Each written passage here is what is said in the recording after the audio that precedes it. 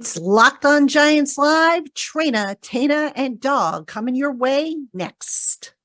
You are Locked On Giants, your daily New York Giants podcast. Part of the Locked On Podcast Network, your team every day.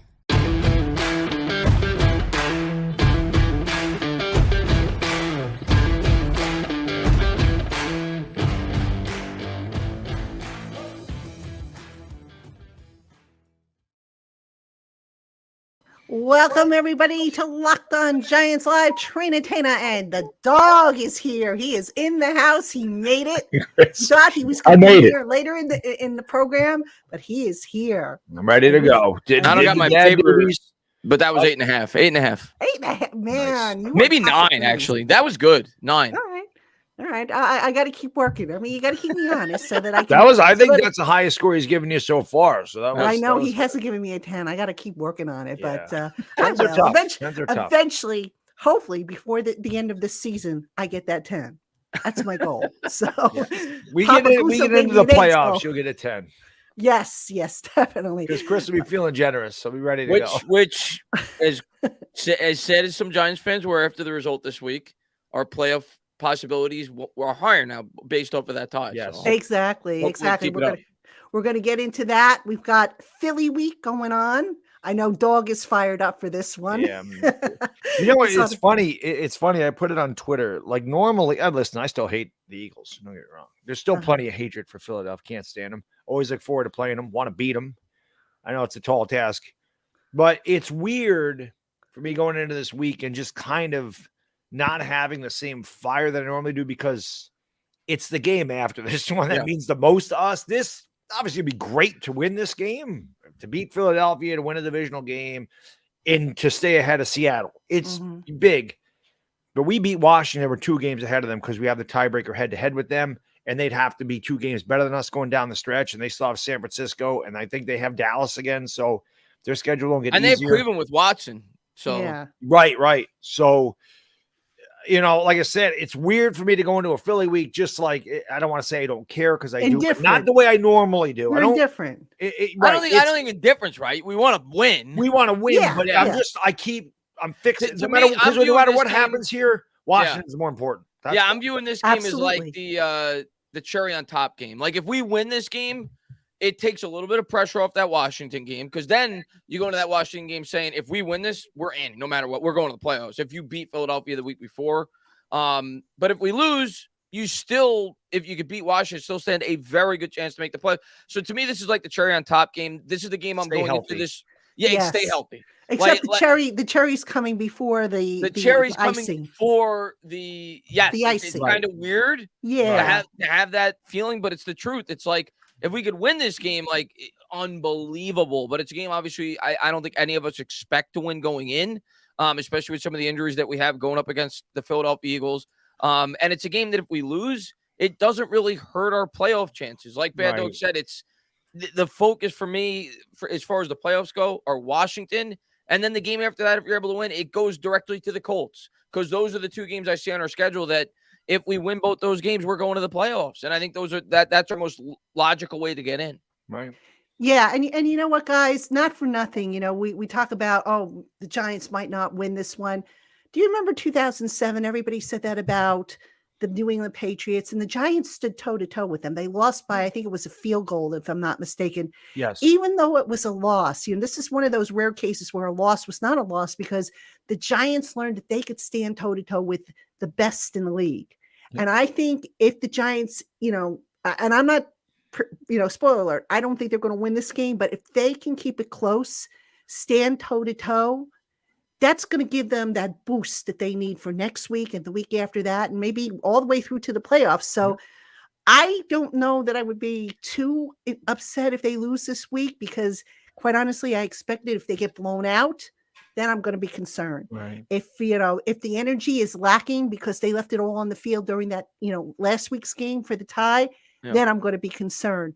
But the energy level, I think, this is just my small sample size of what I see and what I hear. I think it's where it needs to be. These players, one game at a time. They're focused on the Eagles. They know it's a rivalry. They also know that the Eagles are stacked, but you know what?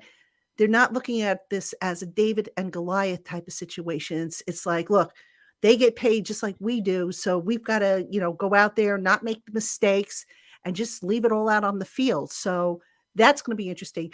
But, I want to ask you guys about something because I was having this conversation about the fact that the Giants Washington game got flexed into Sunday night. And I want to get your guys' opinion on this.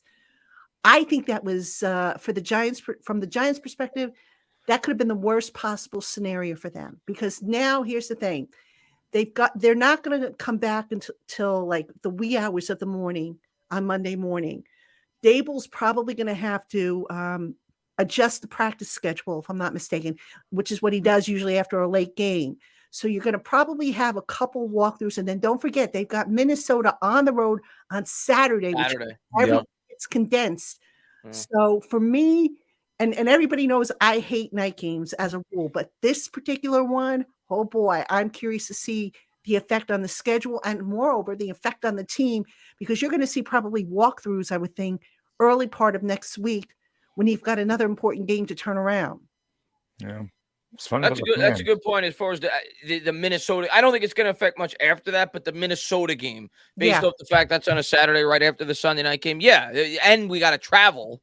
It's in Minnesota. So I think it just makes it that much harder that week. Everything's going to be condensed. And playing on Sunday night is just going to add to that. You're playing 7 hours later than you normally would. Like you said, you're probably going to get a late practice on Monday, whatever it is. So, yeah, for the Minnesota game, because remember, they're leaving from Minnesota. If it's a Saturday game, they would have to leave by Friday at the latest. So probably on Thursday. Everything gets condensed now. So, and you got to give them a day off somewhere along the line. So my guess is maybe Monday they get off. And if I had to guess, maybe they practice Tuesday, Wednesday, and Thursday. Those would be the 3 days in a row there. So it's going to be kind of a funky schedule. Take into consideration also the fatigue that's going to be involved, because that Washington game is going to be highly emotional. It's going to be charged. Bloodbath. And it's going to be a brawl. So you just take all that into consideration. I know we're looking ahead here. We're not really talking about the Eagles yet. We will get back to the Eagles, but just something to keep an eye on, how they respond.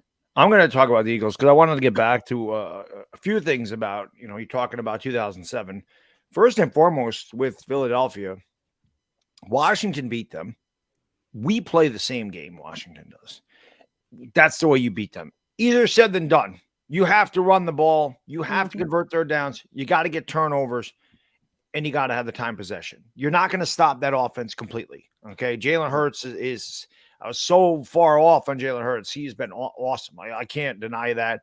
But I think if you can squeeze him in the pocket, you got a better chance. If he's out rolling around with his legs, you're in trouble. But the best way to keep him off the field, and A.J. Brown, Devontae Smith, and Miles Sanders, keep him off the field. We also did, you mentioned 2007 when we went toe-to-toe with the Patriots. We did that in 2011 against the undefeated Packers. We lost by the same score, 38-35 in 2011. So you're right. There's no such thing as a moral victory.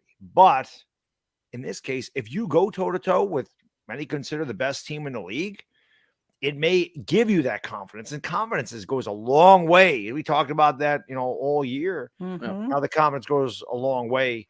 The only difference is that defensive line is not 07, and our quarterback is not Eli Manning. So those are things you got to consider. But yes, if the Giants can go toe-to-toe with these guys, even if it goes right down to the wire and we end up losing, it could go a long way for the psyche and morale of this team. Going, listen, we just played the best team in the NFL or the NFC toe-to-toe with not being 100% healthy. Why can't we can beat anybody in the league? Exactly. Exactly. Yeah. It's a psychological game here in a way. You'd rather have the win. Don't get me wrong. But, and I know people are going to say, oh, that sounds like loser talk. But there's something to be said about, in this case, I think a moral victory, which if they can parlay that into the victory in Washington. Yes, exactly. So that's down the line. I mean, we'll see how they do this week, but let's talk about this week. I look at this Eagles team and dang, I can't find a single weakness on this team. They are so stacked, this team. Yeah. And I'm sitting here thinking to myself, Doug, I believe you mentioned it before, run the ball, because if I'm not mistaken, when a team rushes for more than 100 yards against the Eagles, the score is actually close. Mhm. I know Washington did it. I think Dallas did it.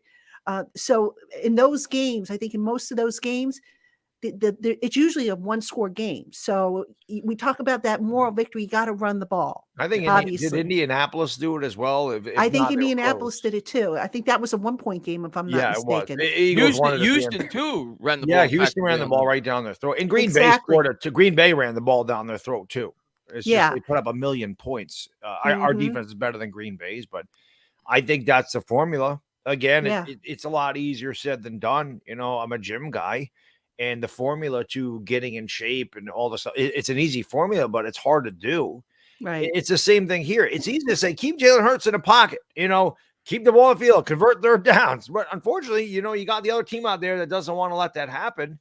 Yeah. And the Eagles are 11-1 for a reason. And I hate complimenting the Eagles because I absolutely can't stand them. I freaking hate them. I want to say they suck. I want to say we're going to kick their butt. I want to say all this stuff. I want to say, Jalen Hurts is trash. I told you he was trash. A.J. Brown's overrated. We didn't need Devontae. I wish.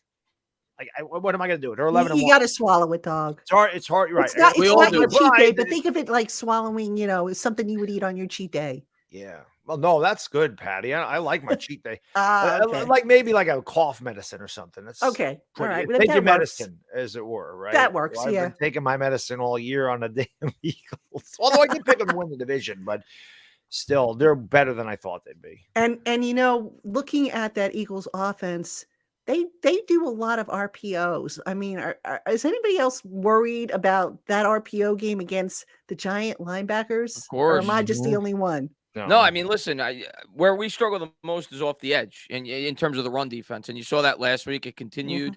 And their wide receivers, it's just a complete mismatch. I mean, if we're being honest with ourselves, we have not played. Washington actually has a pretty good wide receiving core, but we have not played a receiving core on par with this, I think, all year. I mean, you're talking about one of the top 3 or 4 receiving cores in football, especially when you factor in Goddard, who's a good pass-catching tight end as well. So this is going to be tough. I mean, it's going to be tough for the Giants to stack up. The one thing that I'm encouraged about is our defensive line. And if not for this game, the future in terms of being able to make a difference, because you finally saw Azeez Ojulari and Kayvon Thibodeau out there at the same time last week, and it looked They each had a sack.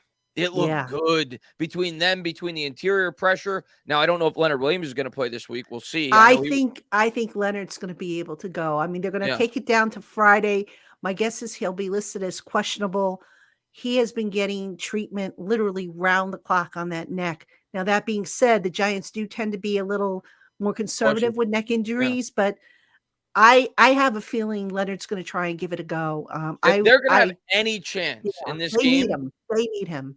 That is how they're going to win it. They're like Bad Dog said, they're going to have to be able to keep Hurts in the pocket, and they're going to have to force him into making bad decisions. And I think the pass rush that we have, we're capable of doing that. Of course, the Eagles have a great offensive line.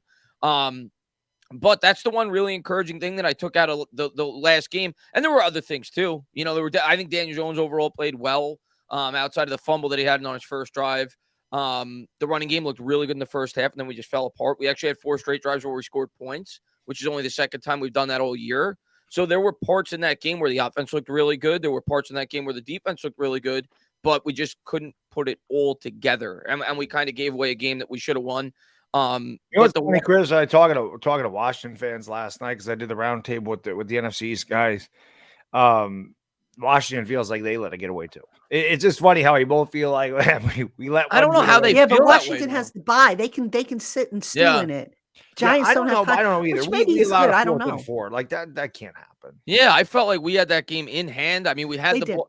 I mean, you think about it. Daniel Jones made a game-winning throw, and then it got negated by that stupid Feliciano penalty. Yes, we were in field goal range. Game's over. Game's Darius over. Slayton drops a ball. Game's over if he holds on to the ball. And then Jones puts him in at least an opportunity to kick a game-winning field goal. So I felt well short.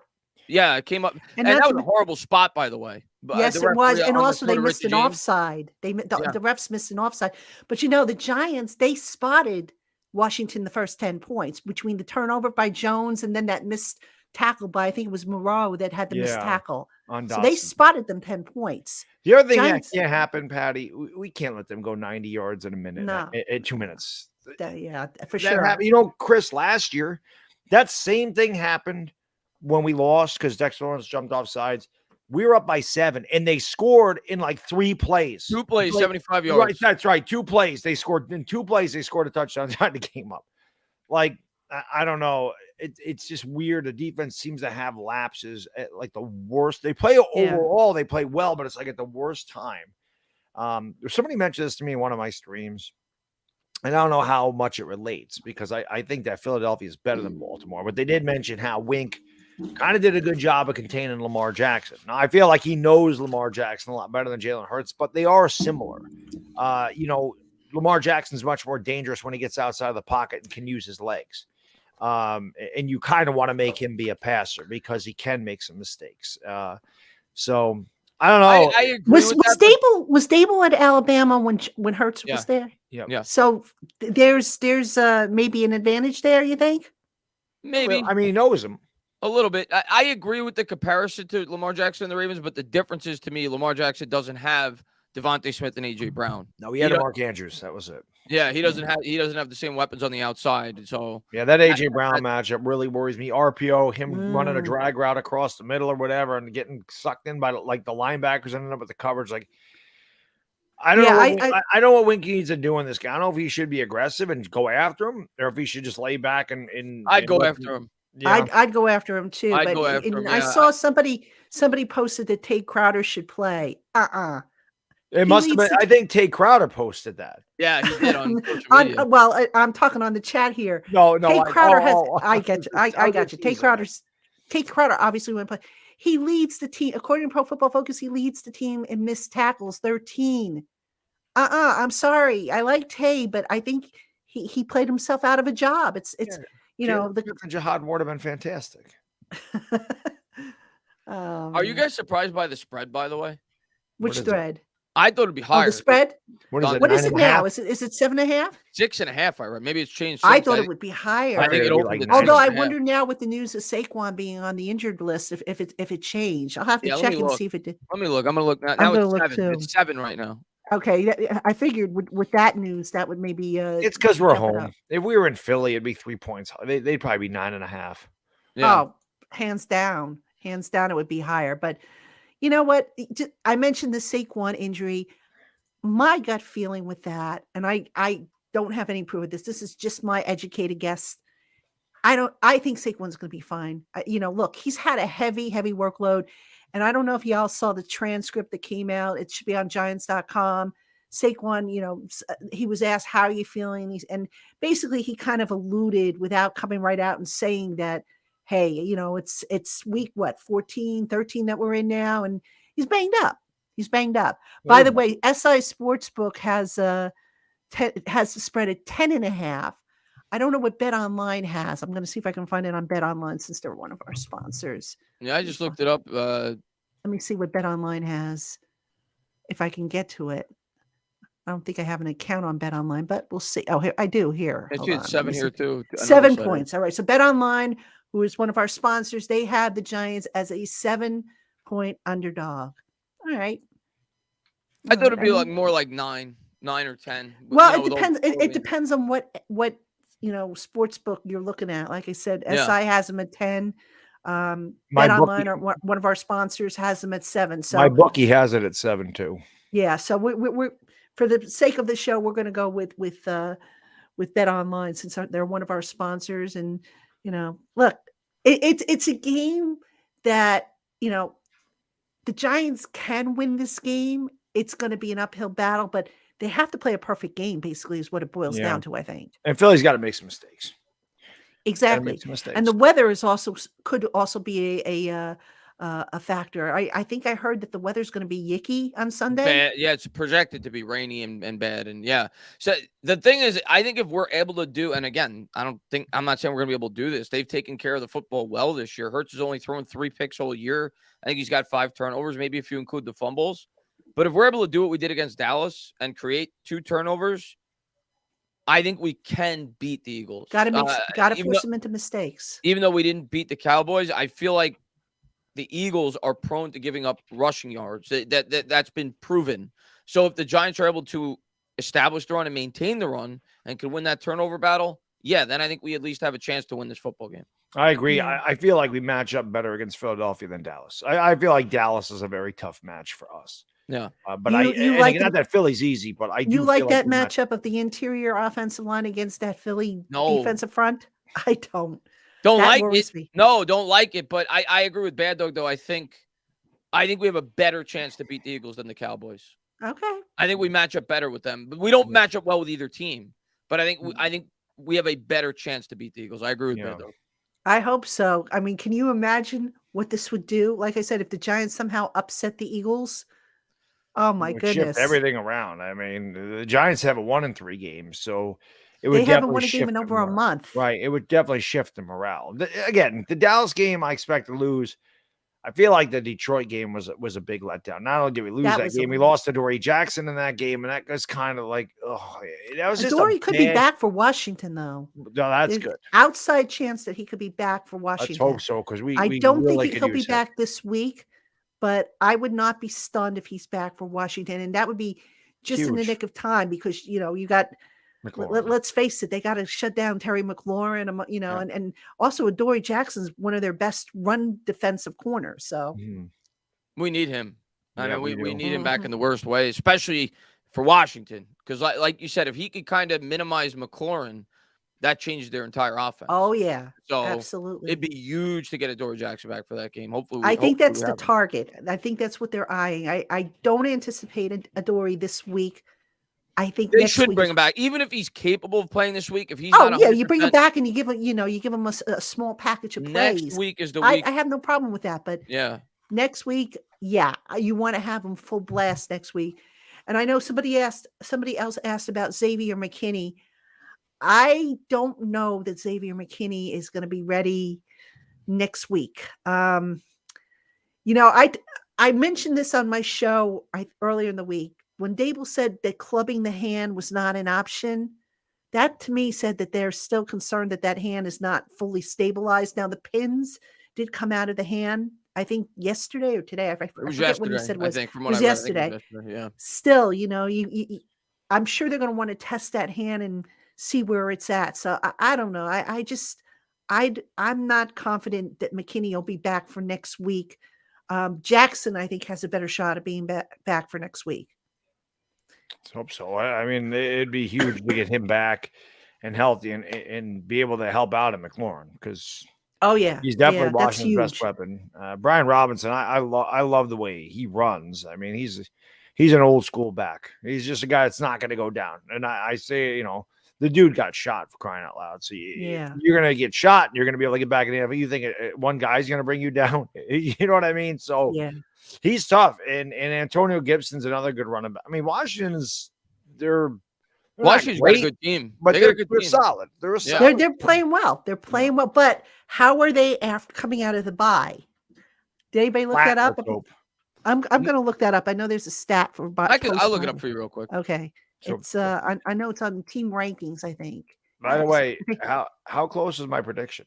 I said 21-20 Giants because Washington goes for 2 and doesn't get it. It was 20-19, and Ron Rivera could have went for 2 and he didn't. Yeah, seriously. And we both thought he was gonna. We both we did. Washington is 22-20 coming out of the bye. So it's about 500. Yeah, about 52.4% of their wins. So that last year they played. I'm looking at more recently because that's kind of what we're concerned with. All right. So last year they beat Tampa by 10 coming out of the bye, which that's a pretty impressive win, right? Week 10. Mm-hmm. They played the Giants in 2020 out of the bye. They actually lost that game 23-20. So hopefully history repeats itself. Yep. Yeah. Now, just to go back to the Eagles game for a second, Terry D. Actually, let me put this up on the screen here. Makes a kind of a good point. I hope this is the Eagles trap game. Now, the Eagles, if they win, they will lock up a playoff berth. They're going to the playoffs regardless, obviously. But what do you think the odds are of them just maybe taking the Giants for granted. 0. I don't think If they would. Dallas was their next game, maybe. Yeah. Maybe. But Giants, Eagles, they Who do never they have? overlook. I forget, It doesn't who do matter. They have don't after- ever overlook. These guys are hated rivals. They're not Who do overlooking. they have after the Giants? I forget. I'll tell you right now. I'm looking at. I was looking at Dallas' schedule actually, as you said. Dallas that. has an easy schedule. Outside of the Eagles, they got 3 AFC South teams, which Oh our gosh. division's only lost 1 game to the AFC South. That was Yeah. Washington lost to Tennessee. This is the Eagles' schedule. They got the Giants twice, as we know. Bears. They got the Bears, at Chicago Dallas. and then at Dallas and then the Saints. So Yeah. So they they can't take anybody for granted because the Cowboys are right. They're right there. So they can't take anybody for granted. The only one thing I mentioned this before, the one thing we can hope for is if Philadelphia does sweep Dallas and they have everything locked up, there's no reason for them to play their starters in the last. I know that last game is going to be meaningless for them. It may mean everything. And it could help the Giants. I mean, heck, they owe the Giants, I guess. Yes. The devil's advocate of me will say, if we need Washington to lose that last week, it could also help Washington because if Dallas has nothing to play for, if they're locked into the 5 seed and they don't have the bye, they may rest their starters the entire game. Yeah. So that's the other thing too, because Dallas plays Washington the last week of the season. Yeah. It's amazing. I mean, there's 2 schools of thought here. Teams will sit their starters if they have it locked up. And then you've got the Tom Coughlin school of thought of, hey, let's just build up the momentum and go forward. And, there's no guarantee that these guys won't play, but you would think it would make the most sense to just sit them. Yeah. I mean, I don't know. Fingers crossed when it comes to the Eagles. Yeah. Well, like one of my colleagues said that they're like, oh, the Eagles owe the Giants although that was like, ages ago and a different, coaching staff and everything like that. But speaking of this Eagles team, let's go back to that for a second. Guys, Boston Scott. Well, Chris, what do you call him? Stats? I call him the little squirt.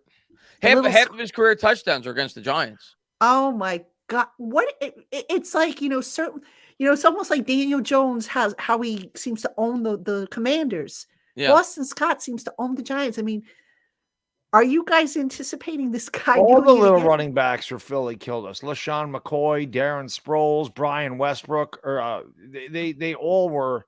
I always called them Russell Westbrook. They were all little guys. They're not little, but they're not 6 foot tall. Little like engines 5'8", that could. 5'7".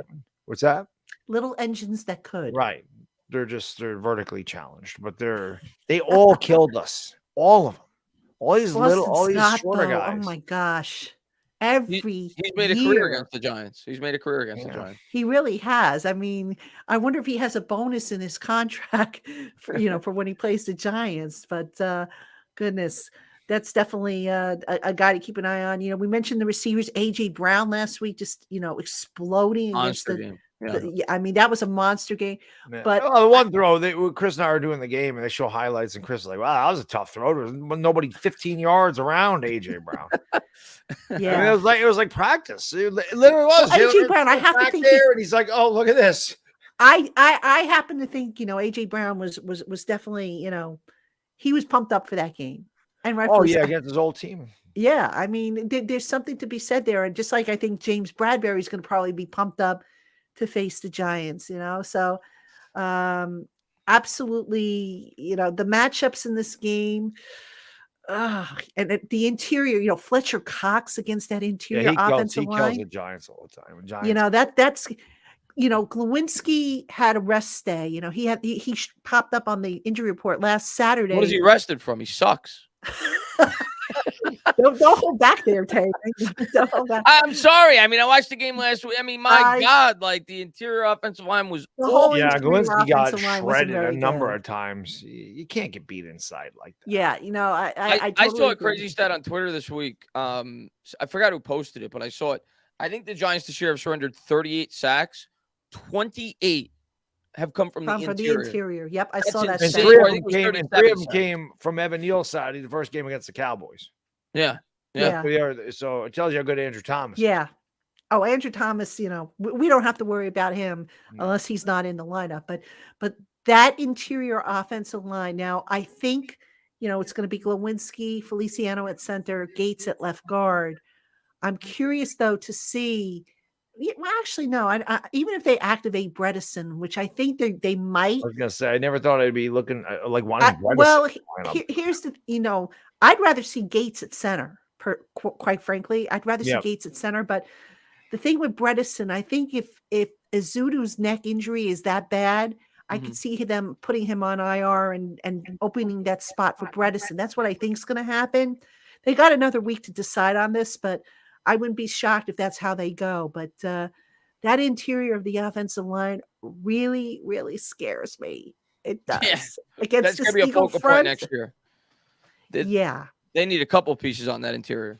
Yep, and a wide receiver. Yes, a wide receiver for sure. Although I had an interesting post. I made a video for Giants Country because I asked Anthony Armstrong, former NFL wide receiver, used to play for the Commanders amongst other teams. I said, what's more important to have for a team, a 1,000-yard running back or a 1,000-yard receiver? And his answer shocked me, him being a former receiver and all. He said a running back. I can see that. Because a running back doesn't get big chunks of yards at one time, so, for the most part. A wide receiver's average what? An average one probably averages about 8-9 yards a catch. Running backs average, the best ones average about 5.5 yards a carry. So I think if you have 1,000 running back, it just shows you're chewing up more clock. It takes longer to get 1,000 yards as a back than it would a wide receiver. So sure. Maybe that's why. I also think, it opens up other options. Exactly. Everything's predicated off the running game. So yeah. I mean, contrary to the fact that this is now a passing league, the run game still rules supreme. So look at the best teams in the league. They all can run the ball. The Eagles, the Cowboys. Yep. The Chiefs don't run a lot. They don't need to. You got Mahomes is a little. It's different, but Baltimore, they run the ball. Baltimore runs the ball. So. Yeah, definitely. All right, let me take a question here from Papa Guzzo. What's the status on Leo? I think he's going to be okay to play. I would be kind of surprised as of this recording. As of what I know right now, I think he's going to be okay. He may not practice much, if at all, this week, but Leo's going to probably be a game time decision. Look, he's the type of guy who wants to play regardless. He could be missing half of his leg and he'd still want to be out there because that's just how Leo is. And you go back to last year when he had that triceps injury and he pushed through that. The thing is with neck injuries, you've got to be careful because now you're talking potentially spinal issues and stuff like that. So I think they're going to be cautious with him, but if he responds to treatment, he'll be out there. And I if I remember correctly, he was out at practice. He was outside practicing. The only guy I don't think that was on the field, or from what I remember, was Lemieux with the toe. So he's, I get the feeling that he aggravated that toe injury again. Who knows? Maybe he goes on IR and they bring back Bredesen, and just keep Izzuto open, hoping that they get him snapped somewhere down the line. I can't wait to get some interior offensive linemen on his team. Yeah. I gotta. All right. Matthew's been asking this question about OBJ. No update, Matthew. He's probably not playing this year. He's not playing this year. He, there was a report now that he's like, oh, I could be ready in 5 weeks. Well, the playoffs start in 5 weeks, but you're not going to be in football shape necessarily in 5 weeks. Odell's going to probably sign with somebody. My guess is next year. I mean, teams are not going to sign this guy if he hasn't worked out for them. Right. That would, especially if he wants a multi-year deal. Yeah. What was the purpose of these workouts? Not even workouts. You know what the purpose was, Chris? They were preliminary visits to kind of get a feel for the culture. But you know what? That's going to change. I think it was about Odell Beckham. He loves the attention. You know, exactly. Dallas did to him. He loved that. Exactly. He loved that. No wine and dine Mavericks game. He's like, I'm just taking all this. And they had and Dallas alerted the media so that they could cover it. Come on. Of course. Talk about a dog and pony show. Yeah, it's a big top down there. The Giants and the Bills were a lot more discreet. The Giants took the guy out for a steak dinner and had him at the facility, and that was pretty much it. There was no trip to the hockey game, or I don't even know if the Knicks or the Nets were in town, but there's just we didn't need to do that. Odell Beckham knows what we got here. He knows what it is here. Exactly. So I don't think Odell's going to sign this year with anybody. I think this was just to kind of get in the buildings of the Bills and Get a little and attention back at him. So we know Odell likes attention. yeah. I think, and next year teams will have more cap space. Yeah. He'll be over a year removed from that second ACL. It just doesn't make sense. It never made sense. I know there are people out there that for sentimental reasons, they want Odell back. I get it. If Joe Shane's making decisions based on sentimental reasons, he should be fired tomorrow. Yep. Yeah, you don't make decisions going forward on nostalgia. Yeah. You can't move forward by looking back. Exactly. Yeah, and that's the other thing. You've got other needs on this team. So you've got to address Saquon. You're going to probably have to address Daniel. You're going to at some point have to redo Andrew Thomas's contract and Dexter Dexter's Lawrence. contract and Julian Love's contract, McKinney at some point. So wouldn't it make sense to see if you can get a receiver in the draft, put him on a rookie contract and save yourself a few bucks? Yeah, a 21-year-old with 2 good ACLs. Yes. That makes exactly whatever, $2.5 million a year if we're picking in the early 20s or late teens. Yeah. That's a good wide receiver class. Yeah. I think Chris made a great point. I don't know if it was during our show or during a Giants game. We understand that the younger fan base loves Odell Beckham. We get it. We've been bad for 10 years. And, we're old enough to remember Eli. Pat, you and I are old enough to remember Phil Simms and Hostetler and those guys. Chris was really young. I remember them, but barely. Right. Yeah. That's, you were really young. So that's really all the younger generation has as far as good Giants football was Odell Beckham, because he was the only guy that was exciting to watch. We were a terrible team, and they saw Eli at the end of his career, which obviously he wasn't the same in 2018 as he was in 2011 when he should have won the MVP. So that's really all the younger fan base knows about good Giants football. So they love him, and I get it. But if you want to see really good Giants football in the future, you can't spend money. You can't spend $30 million and give a 30-year-old wide receiver with 2 bad ACLs $30 million for years when you have other positions you got to improve. It doesn't make sense from a team point or financial point for the Giants to bring him in here. And honestly, it makes better sense for Odell Beckham to sign next year with somebody when he is absolutely healthy. Well, and he has more suitors. Right now, absolutely. there's only a handful of teams that would even be interested in bringing him in for the remainder of the season. There's only so many teams that are competing for a Super Bowl. There's only so many teams of those teams that need wide receiver help. So you're looking at about the teams that he visited: Dallas, the Giants, and Buffalo potentially. But next year, and you look at how thin the wide receiver market is for free agents. Yep. I mean, we talked about Darius Slayton's like the 3rd or 4th best free agent wide receiver next year. So that tells you all you need to know about the class. If you're Beckham, it really unless a team is willing to give you a decent commitment right now, what's the rush? Yeah, I was going to say, what's his hurry? Yeah, exactly. Now he does lose. He loses a year of accrued service. Granted, but he's what 10 years in, 9 years in, something like that. Do what Juju did, unless somebody's willing to give you a 3-year deal. Do what Juju did. Sign a 1-year deal somewhere where you're going to get targets. You're going to put up your numbers like Juju did with the Chiefs, and then hit free agency the following year. Right. Maybe he goes to the Chargers. Maybe he goes to Las Vegas. Yeah. Miami. I don't know how many targets he get. Miami. Green Bay. They got 2 pretty good receivers. And that's the other thing. When Odell was here, he was screaming when he wasn't getting the ball, and then when the Giants hit rough patches, he was screaming about that. You really, look. Well, that's what I told you. That's what I told you on Twitter unless yesterday. He's matured, do you really want that again? Well, especially if you plan to draft a quarterback, I don't see it being a match, both for Odell and for the Giants. Yeah, right. Because why would Odell want to come play with a rookie quarterback? And why would the Giants want to bring in a wide receiver? And listen, one of the better quarterbacks that would have been eligible is going back to school. And that's my guy, Michael Penix. He's going back to Washington. Oh, really? I didn't see that. Yeah, he's going back to Washington. I think he committed to go back last week. So, well, you know what? People know I love Michael Penix. So my Instagram DMs blew up with all the, hey, check this out. I was like, yeah.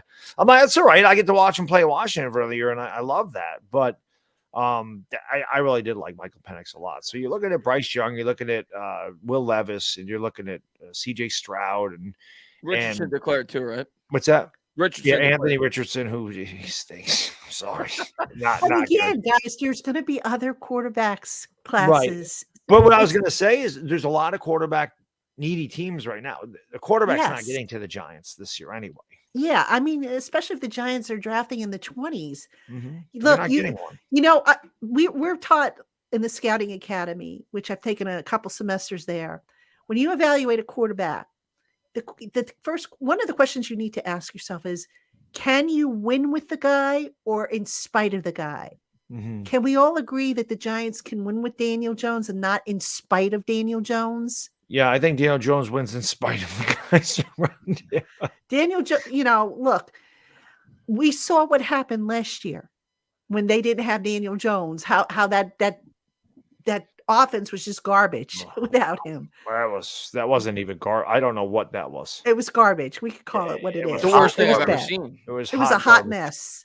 Yeah. So, I mean, I'm not sitting here and saying that Daniel Jones is the second coming of Josh Allen.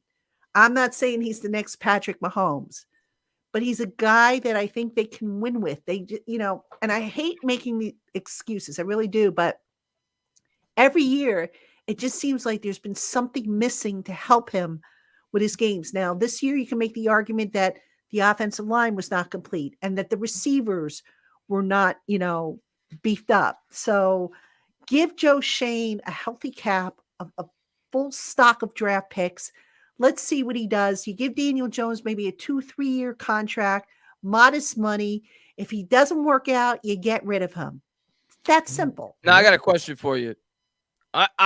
And again, people on Twitter, you can't even go on Twitter and even mention the name Daniel Jones without getting into heated arguments. That's why I don't anymore. Because they're vampires. Like there are people on there that are just they're waiting for anybody to say anything about Daniel Jones so they can come on. I know. I get it all the time. And argue about how they need to get rid of the guy. And I think we all agree for next year. I think we're of the same mindset that we don't know what Joe Shane's going to do for sure, but I think we're of the same mindset that we want them to bring him back on a short-term contract, continue to build up the rest of the team. Yep.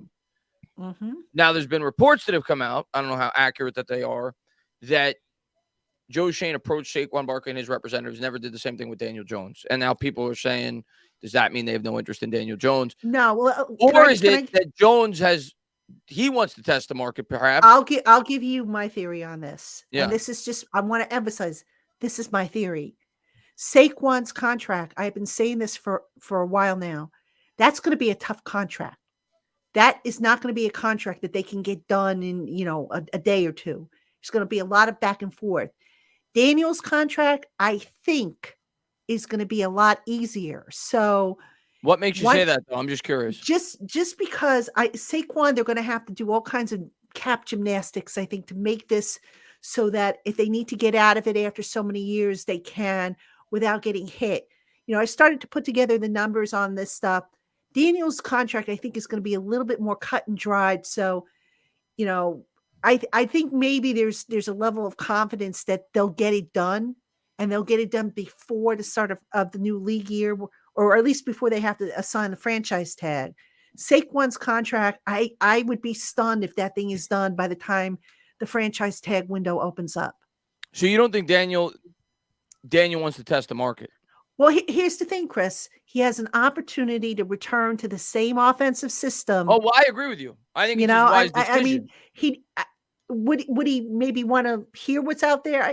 Look, if I'm him, I'd be like, yeah, okay, just bring me the offers. But look, he has a chance. He can have a job here that's guaranteed, pretty much. Same offensive system. He's had his best year since his rookie season under this coaching staff. There's too many reasons for him not to come back, in my opinion. Nobody who out there is going to pay him, like a Pat Mahomes or Josh Allen. It's not happening. So Maybe if like the a money Ryan is Tannehill. equal, if the money is equal, if the money's equal, he's coming back. You come back. Exactly. Right. And I would be stunned if somebody overpays for him. I absolutely would be shocked. A couple things. You talk about receivers. He went into this year with his receivers looking at it: Kadarius Toney, Kenny Golladay, Wan'Dale Robinson, Sterling Shepard. None of them play. He ended up with Richie James, David Sills, and Marcus Johnson for a little bit, and Darius Slayton. That's what he ended up with. Also, the other thing is Daniel Jones is what, 25? Yeah, I think so. 25. Okay. Quarterbacks have a long shelf life. Daniel Jones could come back in this situation knowing the team and having them build upon it. If he's good and he gets better, by the time a 3-year contract is up, he's right in his prime. He could get paid big time then. He's still in a 3-year window. If he plays well in those 3 years, he would still have an opportunity to get a massive contract. Saquon doesn't have that opportunity because running back shelf life goes down really fast. They're in their prime when they come out of college. And then they get that one big contract. And then when they're 29, 30, then it's just most of the time, unless you're Adrian Peterson or a guy that just does it, Frank Gore, some guys lasted, Curtis Martin, they lasted forever. But most of the time, you're not going to get that lucrative deal after your second contract. So they want to get paid then. And I understand that. That's why I agree with you, Patty, that I think it'll be difficult because Barkley's going to want his money. Because it's just one opportunity. But Daniel Jones will have another opportunity, at least one more make his money, to get a mega deal. Yep. If he proves he can play and win with the Giants. Absolutely. And it would behoove him to stay in the same system with the same coaching staff and build on what he has started this year. It's going to come down to, are the Giants willing to offer him close to market value? That's what it comes down to. I think he'll get market value, but it'll be on the low end of the scale. Yeah. And again, the contract's going to be, look, there are things that they can do. They can throw in, incentives for passing yards, winning Super Bowls, There's all kinds of vehicles they can throw in there to sweeten the pot. Well, if he ever won a Super Bowl, he's getting a huge deal. If he wins a Super Bowl, they're going to rip up his deal and they're going to extend it right then and there on the spot. Absolutely. All right. Papa Guzzo asked about trading Barkley for a first-round pick. Here's how it works, because I get this question a lot with guys that are free agents. You cannot trade a guy unless he is under contract. The trading deadline is passed. So in order for the Giants to trade Barkley, they would pretty much have to sign him to a new contract, then trade him. So, and if you're signing him to a new contract, guess what? You got to throw in the signing bonus. So no, I don't see that happening. I'm watching the game. I just want to say, I don't know if either one of you have the game on. Devontae Adams just made a ridiculous diving one-handed catch in the sideline when he was pass interfered with. That is what the Giants need. That was ridiculous. We need a guy like that on the team. That's what the Giants are missing. That's what Daniel Jones has missed. A guy, they don't need to be as good as Devontae, but we need a superstar wide receiver. Need a legitimate number one. Kenny Galladay is not it. No. I don't know if he's just not healthy. I don't know if it's just the attitude. I really don't know what the answer is. I just think he's damaged goods. And I wonder about that too. I mean, after what we saw, when he was signed, remember, and also Kyle Rudolph came in and he was damaged goods and Gettleman signed him anyway. Yeah. I wonder about that. If something popped up with Galladay that was kept quiet and they said, okay, well, it'll just get better with time or with treatment. I wonder about that. I don't know. We gave Kyle Rudolph a bunch of money knowing he had a bad foot. We were desperate. That's what it comes down to. That's the Giants' way of being classy. Look, you can be classy, but you got to be smart in business too. Right? Yeah. I mean, come on. So, all right, folks, got to take my first commercial break. Do not go anywhere. We will be right back. And now a word from our sponsor, BetterHelp. Life can be challenging and put a strain on our mental health when things that happen are beyond our control. Seeking the expertise of a licensed professional to help guide us toward a resolution is key to overcoming life's ups and downs. So if you're thinking of giving therapy a try, BetterHelp is a great option. It's convenient, accessible, affordable, and entirely online. Get matched with a therapist after filling out a brief survey. And if you find that you're not a match to your assigned therapist, you can switch at any time. Visit betterhelp.com/lockedon today to get 10% off your first month. That's betterhelp.com/lockedon. Hey, Giant fans, thanks so much for making the LockedOn Giants podcast your first listen today. For your second listen, check out LockedOn Sports today. From the games that matter the most to the biggest stories in sports, go beyond the scoreboard and behind the scenes with local experts and insights only LockedOn can provide. LockedOn Sports today, available on this app, YouTube, and wherever you get your podcasts. All right, everybody, welcome back to LockedOn Giants Live. Traina, Tana, and Dog. Good job. That was a little more subtle. Give you 7. That's less than what you gave me to start the program. Tough crowd. Well, you got something to Man. work for. You hopefully you have a grand finale. All right. I got another commercial break coming up in a little while. And then, of course, we got During the end of commercial, you have to practice. I know. Well, I should, right? Oh my gosh. But so yeah. Any other thoughts about the Eagle game? I mean, I know we keep bouncing back and forth between the Eagles and the Washington game, but next game up, Eagles. What else? What X factor are we missing here that we haven't spoken about, guys? X factor. I mean, outside of praying. I mean, Yeah. I mean, if we're being real, like Wink. we're gonna Wink's the X factor. Special teams. How maybe? do you? I don't know. Special teams always next, but Wink to me. You got to find some way. You got to devise some scheme to limit Jalen Hurts' running. You have, whether that is going right at him and blitzing him, or whether it's playing a zone or having a spy or somebody. But you better get somebody with some speed, because I'm pretty sure that I forgot who they were playing in the. I forgot who they were playing. Maybe it was Green Bay, and they did have a spy, and he just outran him every time. Green Bay, he had like 160 yards against Green Bay. You can't allow that to happen. So I think Wink, if you have any chance of beating Philadelphia, you're going to have to make them earn their points. Whatever we did to them, I know they're a different team. Whatever we did to them last year when we beat them, Hurts threw 3 interceptions, almost 6 interceptions, really, in that game. Was crazy. You got to find, I know Hurts is a much better player this year, but you got to take some whatever we did last year and do that. Well, let me give you guys an X factor here. Aziz. Yeah, he looked pretty good last week. Great. Him and Thibodeau. I mean, I think if you ask me the X factor for the rest of the season, like if the Giants are going to surprise for the rest of the year, like in terms of maybe winning 3 more games, it's going to be that pass rush.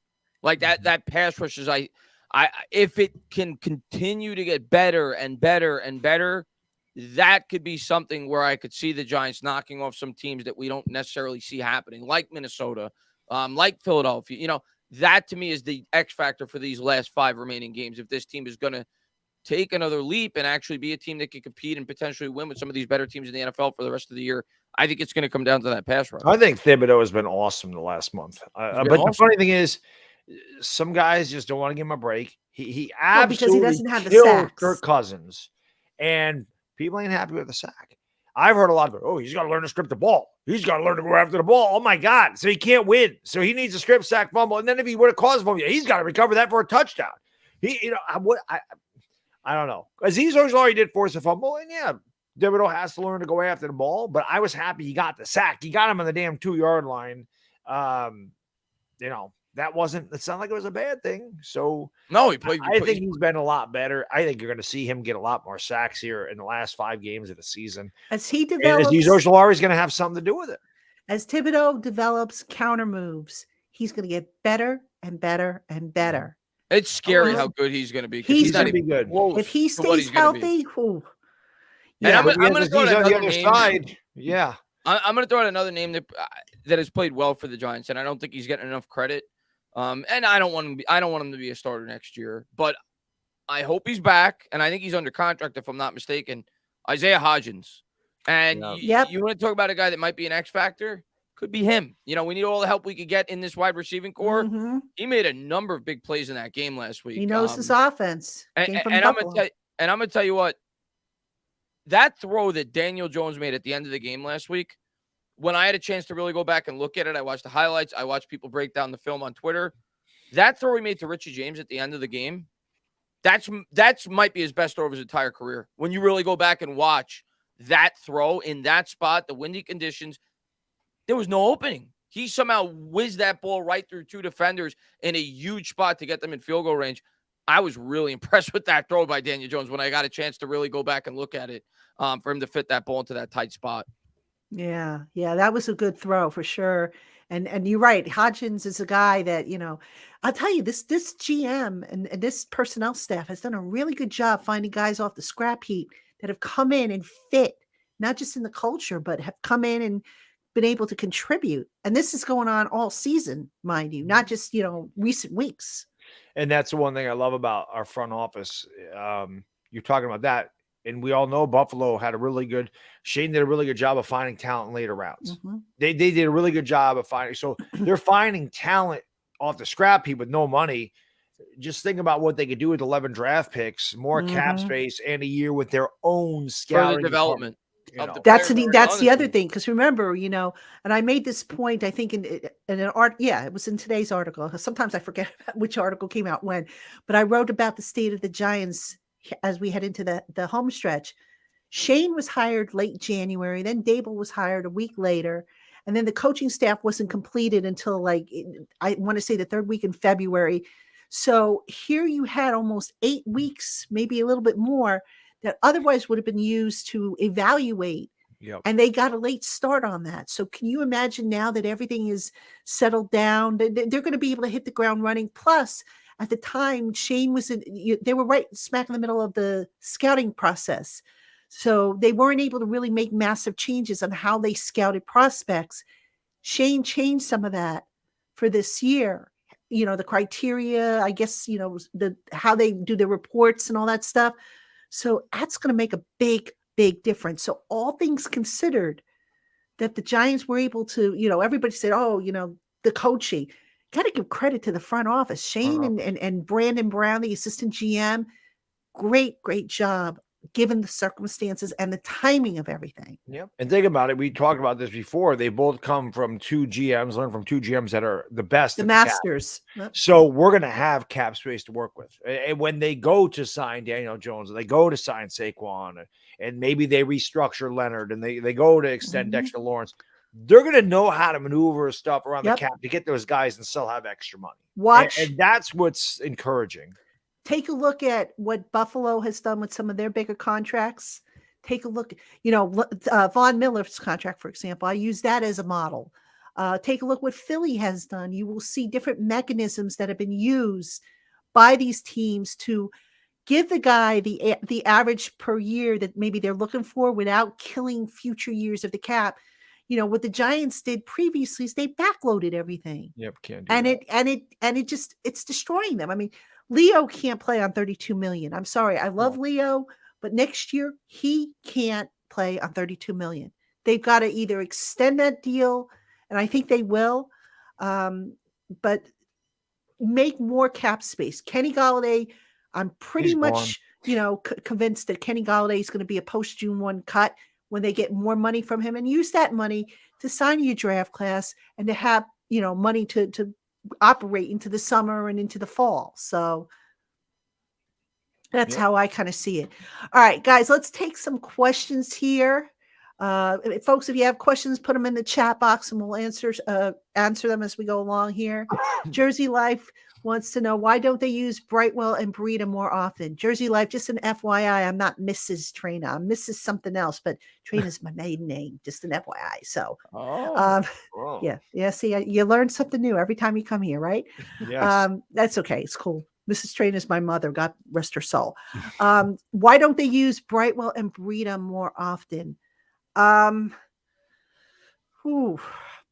know Brightwell was sick last week, so they kind of limited his workload a little bit.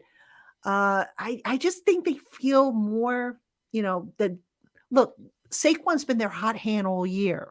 So there's a tendency to kind of stick with your hot hand and then just spell them as you need to. Now, that said, now that Saquon's a little banged up, I could see them potentially slowing, lightening his workload going forward. And again, the other thing you got to remember about this coaching staff is they base it on matchups. So, that's why I think, and this is just a theory I have here, that's why I don't think Rodarius Williams played a whole lot last week, is the matchup was not favorable. So I'm just wondering if maybe we see him a little bit more this week against the smaller receivers that or the guys that Philly have. So, it's matchups. It's also health of the guy, with Saquon banged up again with the neck, which I think it's just, it could be from the wear and tear. maybe you start to see more of Breida and Brightwell. But Brightwell, I know last week was definitely sick, and that probably had something to do with why you didn't see him as often as you would have liked to have. To Jersey's Life's point, I don't know why they don't run more split back formations with both Saquon and Breida. I would have liked when they messed up that RPO at the end of the game because Richie James didn't know what he was doing. Why was Richie James even in Why there? was he in there? Why wasn't it Breida? I didn't understand that. Like, I guess the coaching staff's had a couple of gaffes here the last few weeks. Yeah, it needs to tighten up. You know, I said it at the start, and actually, this kind of feeds into Mike's question here. The Giants have to basically play a perfect game because they have shown time and again they are not good enough to overcome massive mistakes. Mm-hmm. The good teams can overcome. First of all, the good teams don't make mistakes at an alarming rate, but when they do make a mistake, they're usually good enough to overcome them. I don't think we can say that about the Giants now. To what Bad Dog said, we don't have. In order to do that, you need to be able to score quick. Yep. We don't have a Devontae Adams that could go up and make a play and flip a game like that. We don't have that. So that's the disadvantage we have every week. So what we try to do is minimize the Devontae Adams on the other side by keeping them off the field because most other teams have a player like that. Yeah. We don't. And until such time we get the a guy good like teams that, do. Yeah. Every good team has a premium weapon at the wide receiver, or pretty much a premium weapon at the wide receiver position or tight end or whatever. We don't have that. No. Yeah, definitely.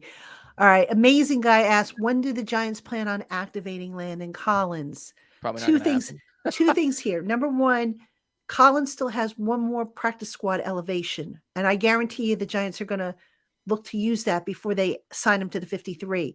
It's a cap thing at this point. All right. Because Collins is I think he's been in the league for what, 7 years? Yeah, I think this 8 is years, something like that. So it is a cap thing.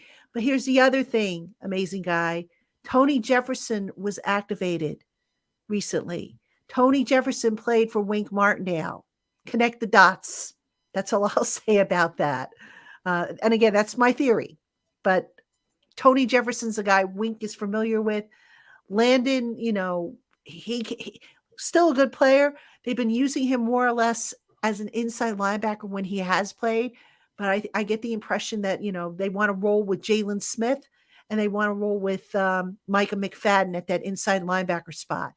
So and plus, don't forget, they also have other injuries, other areas they have to address to where at this point, I suspect Landon would be a bit of a luxury to elevate him, a wasted elevation, if you will. So all of that factors in, I think, as to why we haven't seen Landon Collins. And, you know, I'm sure Landon will get his chance at some point, but it's the cap. It's Tony Jefferson, you know, knowing Wink's system. It's, you know, the injuries in other spots. I mean, there's a lot of stuff involved here. It's not just, you know, oh, let's throw the names into a hat and who we're going to activate, you know? So I don't expect to see Landon Collins. I would be surprised. I think it would take an injury. Yeah. You know, which is unfortunate. I know Landon's excited to be back here, but look, he just has to be patient. He has to be patient. And, you know, that's just how it is. So, all right. Funny one here from Black Canary. Can Aaron Judge loan the Giants a few dollars to sign OBJ?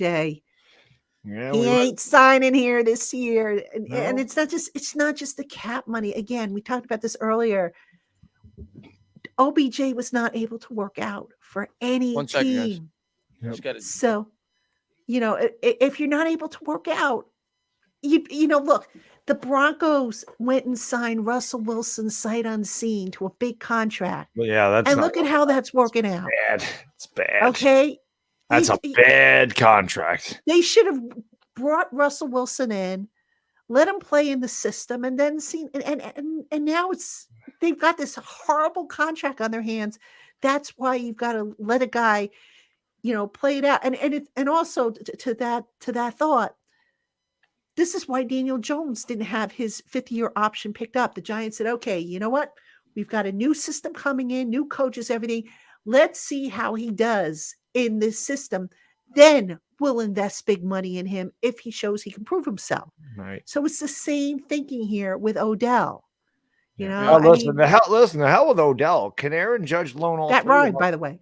Can Aaron Judge loan us some dollars? That would be nice. Not- What he come signed on. for $390 million? 360. I 360. don't think the Yankees are done either. I think part of the reason the Yankees got him back is because they said we're doing more. Wow. I think Brian Reynolds is going to be Yankee. I think Carlos Rodon is going to be Yankee. I think the Yankees are going to. They're Steve Cohen wants to spend. I think Steimer's going to. Okay, Steve Cohen might be the best thing that ever happened to the Yankees. That's what I've said for years. Since we got him, that's what I told Yankee fans. I said if Cohen starts spending like a lunatic, which I expect him to continue doing that too. We got Verlander, we got Quintana, who's a nice pickup too as a starting pitcher. I think we're going to go after that Japanese pitcher too that everybody's been talking about. But I think it's great news if you're a Yankee fan as well, because it puts pressure on the Yankees to spend. Yeah. And you guys had to sign Judge. Like, that was inevitable. There was no way the Yankees were going to let you Now, go. I know Yoshida went to the Red Sox, which I was disappointed because I liked him too. But the Yankees would have had to go after like Correa, Yoshida. They would have had to bring in more people, but they definitely had to make the offer to Judge. There was no question. Because they just gave Cashman 4 more years, and if he didn't bring back Judge, that would have got him off to a really bad start. Yeah. They had to pay him. Yeah. That are the Yankees. People are like, it's a lot of money. It is a lot of money. It's a lot of years. But hey, listen, if Aaron Judge has a spare $100,000 lying around, right? I'll take it. Exactly. He does. That's nothing to him. He uses that for kindling. To light his cigar, right? It's cold in here, honey. You got another $100,000, but you have another stack. Yeah, throw it on the fire. Oh gosh, it must be great to have that kind of money. I can't even fathom what $360 million looks like. I can't imagine. I can't fathom what $100,000. I was gonna say, if I have $360 in my wallet, I'm like, oh man, I'm balling. And that doesn't account for all his endorsement deals too. I'm sure. Oh, he's too. Yeah, absolutely. Yeah. But good for him. I'm not going to begrudge him. Look, he's living the American dream. Good for him. Let's go, Aaron. All right, Papa Gusso asked about Barkley run decent pass routes. He has good speed. He can. He definitely can. And it's interesting. I posted an article on Giants Country today about the fact that they haven't used him as much as a runner. I have, again, theories on this.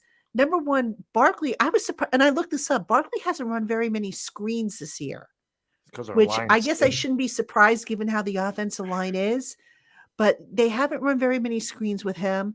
They haven't really, a lot of the passes that they've thrown to him, I think, have been to the flats. So I just wonder if it's, they don't trust the offensive line. And by the way, what did you think of, speaking of trust, what did you think of Dable, when he was asked, do you trust Daniel and do you trust the offense? I mean, naturally, he was going to say, yes, I trust him. He wasn't going to get up there and say, no, I don't trust them. But actions speak louder than words. Or do you think it's just, is there something more to that? I know there's something more to it, but Chris and I talk about this a lot in the streams. I don't understand why. It seems like when the Giants get up, they're content to sit on a lead. They're less aggressive, and I'd like to see them be more aggressive when they have a lead. Mm-hmm. And take more shots. I don't understand why it seems they get up 20-13 and they just kind of try to take the air out of the ball a little bit. And I get it. I mean, that's what we do, but I think you gotta open it up a little bit. Well, especially when you can't run. The first half we were able to run all over them. Second half they completely stuffed us. Yeah. But I don't. Everybody's got their own theories on this. I think it has nothing to do with Daniel Jones. I think Dable has no faith in the offensive line to pass protect, as he shouldn't. Yeah. And I think he has no faith in these wide receivers to be able to separate and as he shouldn't. As he shouldn't, and to be able to hold on to football. So I think, unfortunately, it's just the reality of the situation. Like, when you have to overcompensate for how bad of a line that we have, and you need extra blockers, well, that means less wide receivers are going out to run routes. And tight ends, you can't send your tight ends out into routes. And you can't send Barkley out into routes either. As often as you'd like. Yeah. Just look at how many times we try to run those quick bubble screens and they get blown up. Do we ever throw a quick bubble screen to Richie James and it gets 19 yards? No, it's like -4. You got to be able to block. Exactly. Our linemen don't get out and block. The second level blocking has been terrible. It's been terrible. And that's a big reason, I think, why the running game has kind of dropped off. And part of that's been the injuries and disrupting the chemistry on the offensive line. But my gosh, that interior needs to be upgraded, I think.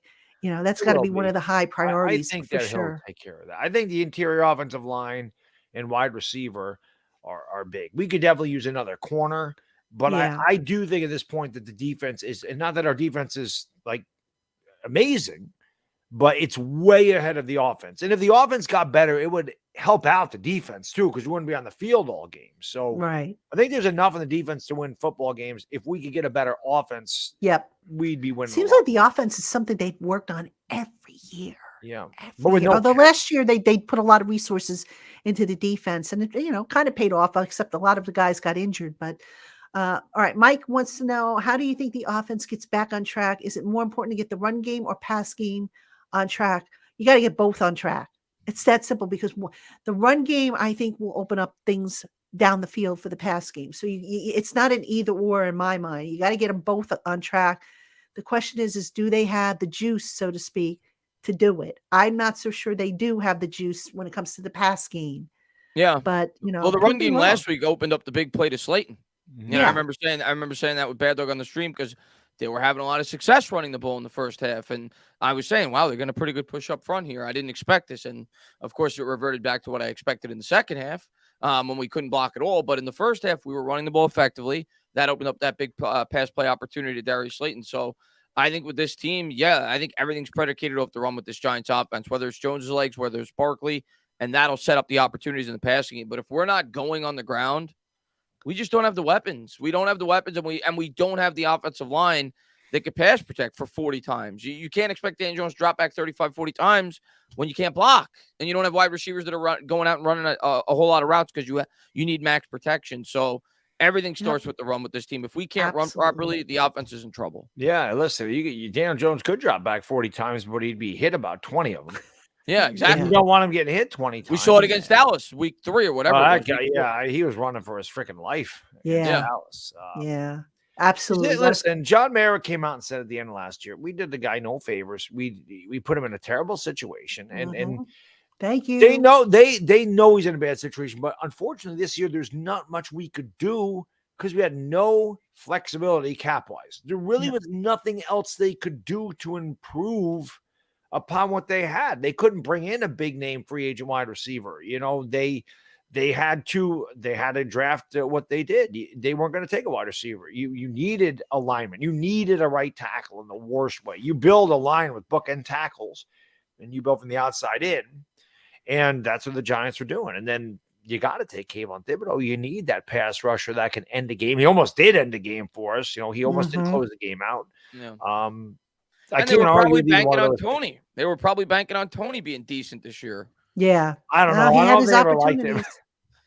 They had his opportunities, and he just, I don't think he ever, in retrospect, I'm not so sure he really wanted to be here. Just my feeling. I don't know why, but sometimes when you have a change in coaching staff, that can factor into it too. You become attached to your first coaching staff, and then they go away for whatever reason, and now you've got a new staff in, and it just, sometimes you don't mesh with them. It's kind of like on any job, you get a new boss, and you loved your old boss, and then you get a new boss, and you're like, I'm not sure I'm crazy about this person. Yeah. So that could have had something to do with it. He didn't do a lot less last year anyway. He had 420 yards receiving, I think, and 100. Yeah, but he was protected. I got the sense that Judge babied him a little bit. It could be, but he had 180 of them in one game. Yeah. So Chris went into the year, people said, who's the most overrated Giant? Chris said it's Kadarius Toney. He said, I know people don't want to hear that, but it's him, because he had 2 games where it looked like he was going to be really good, and he was hurt, or he didn't do anything. Yeah,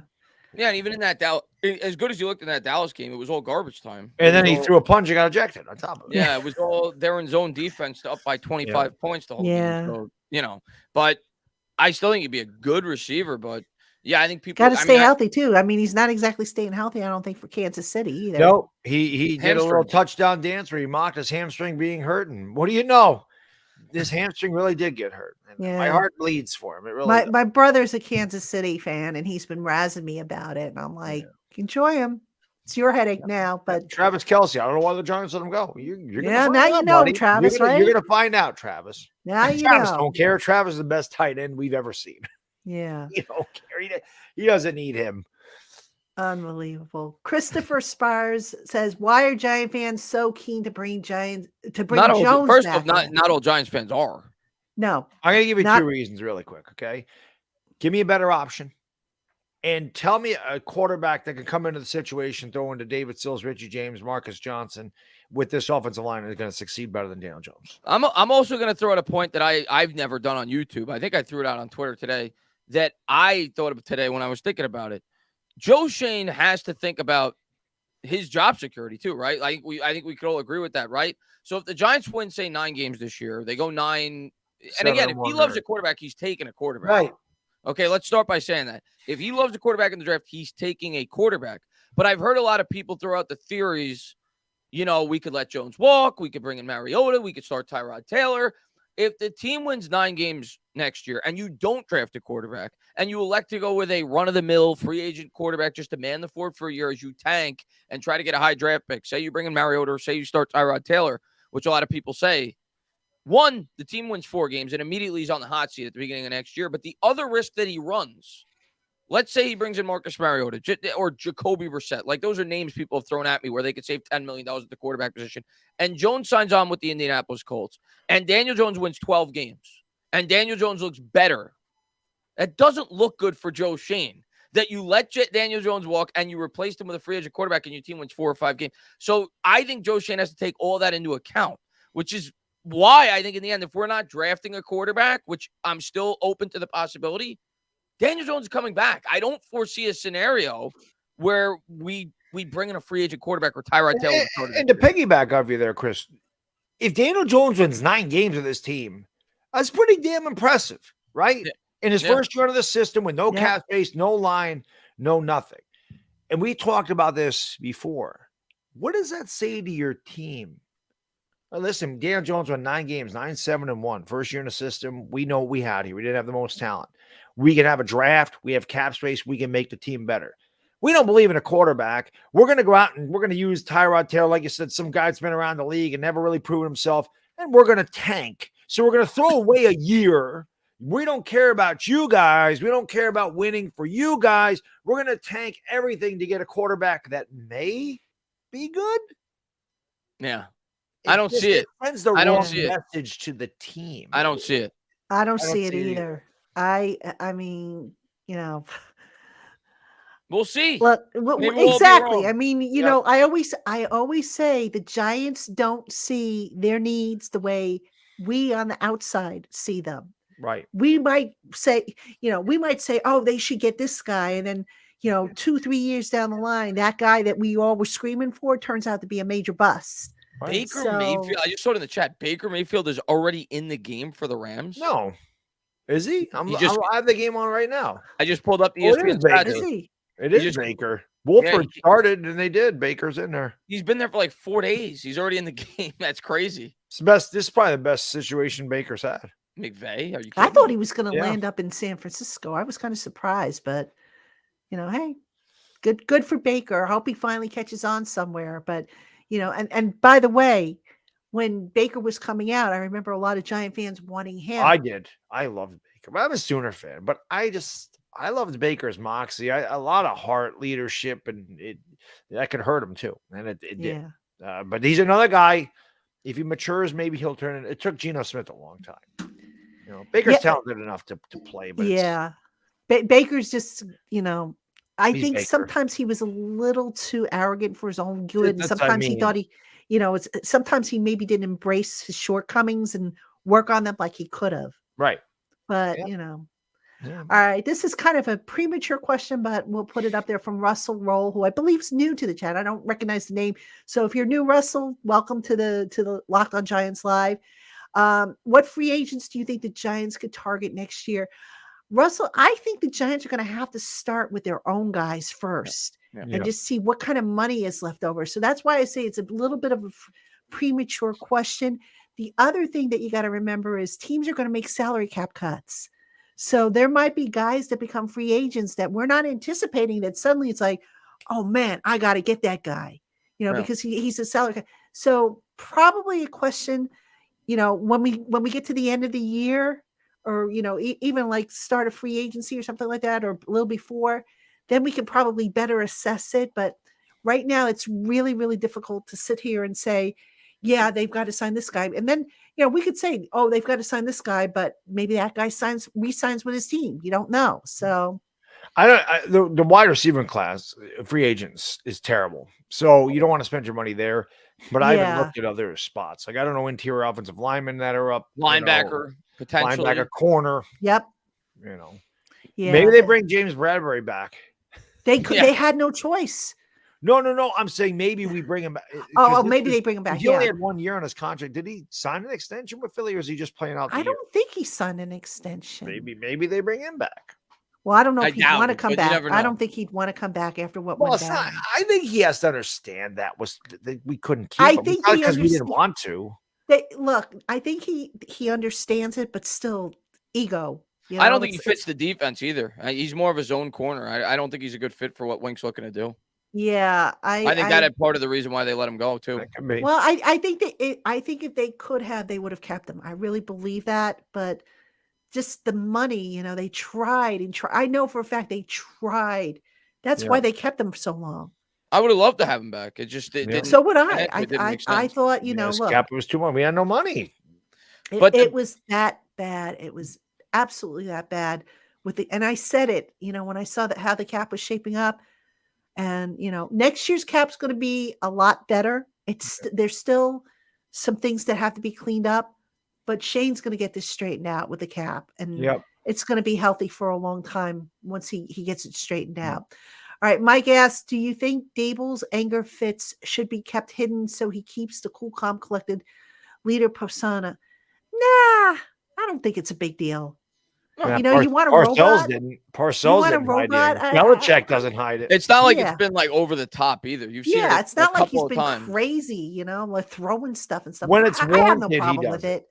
Yeah, he did it to Jones. I think the first week when he made that. He did it to the officials for calling the BS up, illegal man downfield. Yeah. Which, by the way, can we lobby to get that rule changed a little bit to allow like maybe a 2-yard buffer or something like that? If you're running a screen, aren't you going to have your guys start downfield anyway? That's my least favorite penalty. I hate that penalty. I hate that penalty. It's got to be adjusted, in my opinion. Definitely got to be adjusted, but I just don't know how they called that penalty after they scored. It was after we got in the end zone. Yeah, it was weird. Yeah, it's you got to call that when he throws the football. Yeah, after we're in the end zone. Yeah, I would like to see them alter that penalty. Maybe allow for like a yard or a yard and a half, whatever, because that penalty, I don't even think the guy was anywhere near the ball that they called it on. So, if you're setting up for a screen, naturally your guys are going to, start downfield. I don't know. I mean, that's why I don't do officiating, and I get yelled at by former officials, when I try and, talk about this stuff. I'm told I don't know. Probably because you're right and they know they're wrong and they don't like it. According to them, I don't know what I'm talking about. Yeah, well, we watch the games, Patty. We know that they don't know what the hell they're doing either. Sometimes it ain't just football. It's every sport. The officiating is as bad as I've ever seen it in every sport. Even basketball? Basketball's horrible. Wow. And they don't have any basketball, play, right? Listen, if you watch a Bucks game, watch Giannis take 6 steps to the basketball. They don't call it travel on him. Wow. It's every game. Maybe not 6, but 3. He gets 3 steps. And superstars get preferential treatment. That's another thing. Guys do get targets put on their back, from what I hear. It's like if you get nailed holding all the time. Who was it? The Giants had a former offensive lineman. Now I'm forgetting who it was. Nate Solder. Well, besides Roman Nate, Ogun. Luke Pettigrew. No. These are all guys that come back to my holding 77 offense. There was a guy, I can't remember who it was, but he developed that he grew a bullseye on his back, and he was always being nailed for holding. I'd have to look it up. I'd have to look up who it was, but I remember that, and I remember talking to the guy, and he said, "Yeah, I got a bullseye on my back. They all know. Oh, watch for number so and so because he's going to hold on every play." Perfect example. If Tom Brady slides and a guy runs by him, there's a flag. Daniel Jones could get targeted in the face when he slides, and they don't call it. It's true. It's preferential treatment. Daniel Jones never gets a call ever. He gets hit in the face. He gets hit late. He's on the ground. They jump on top of him. It's like the official's like, I didn't see anything. There's an interesting. I don't know if it's true, but there's a what's the word I want? There's a theory behind why the Giants don't get the calls. And I don't know how much truth there is to this, but if you remember years ago, the officials, I think, were having some kind of labor dispute. And what the late Wellington Mara, if I'm not mistaken, sided with the league as opposed to the officials. And somebody told me that they suspected that the officials had it in for the Giants, for a long time. I don't know if that's true. I just I'm pulled this just up because I was curious, because I've been curious, and I didn't even know you could find this stat. These are the roughing the passer penalties. Daniel Jones throughout his entire career. Okay, so we're talking 4 years. He has a combined 7 roughing the passer penalties. 7 in And his how many entire career. games? To put that in context, in 2021, Matt Ryan alone had 10. Wow. Ryan Tannehill had 7 in 2021. Goff had 7. Are they running quarterbacks? Is Matt Wow. Ryan a running quarterback? No, Tannehill kind of is, but not Tannehill, really. Right. Goff 7, Roethlisberger 6, Stafford 5. That's amazing. Rodgers 5, Cousins 5, Wentz 5, Carr And that's what 5. drives me crazy. There's no consistency. I guess maybe it varies according to what guys see and what they don't see. And I remember, back in the summer, we used to have sessions with the officials. We used to sit around at a conference table, and they would go over the new points of emphasis and stuff like that. And I can't remember what the rule was. I think it had to do with spearing. And I remember asking the officials that were sitting at the table, well, what happens if a guy moves and now all of a sudden, when a guy who's coming at you and his shoulders come at you and now it's his head makes contact. I said, how do you call that? Do you know not one official at that table could give me a straight answer? It doesn't surprise me. I was like, if they couldn't give you a straight answer, how can they call that? And do you ever notice some of the rules are made up because the superstars get hurt? You can't hit the quarterback low because Tom Brady tore his ACL. Not allowed. Can't horse collar because Terrell Owens broke his leg. Can't do that anymore either. Yeah. That had been going on forever. But because those guys ended up getting hurt and they're superstars, they changed the rules. There is preferential treatment, and it's in all sports. I say it all the time, especially with baseball. If you're going to have a wide strike zone, have it the whole game. If you're consistent, I'm fine with it. But you can't be like, I'm going to call the outside. I'm going to call these pitches. Every pitch on Aaron Judge that's at his ankles, I'm calling a strike. But the other guys can be right at their knees, and I'm calling it a ball like that. You got and to be fair, look, there are some officials out there that do good jobs. But the quality, to me, the quality has really, as the old guard has retired, I don't know, man. I don't want to sound too critical of the officials, but because they're human, I get it. But I some of these calls, I'm just sitting there and I'm like, what? Yeah, so, it is because I forgot who this. When we had the ball and we threw it deep 3 times in a row. I forgot who the second pass went to, but he was mauled on the sideline. They didn't call anything.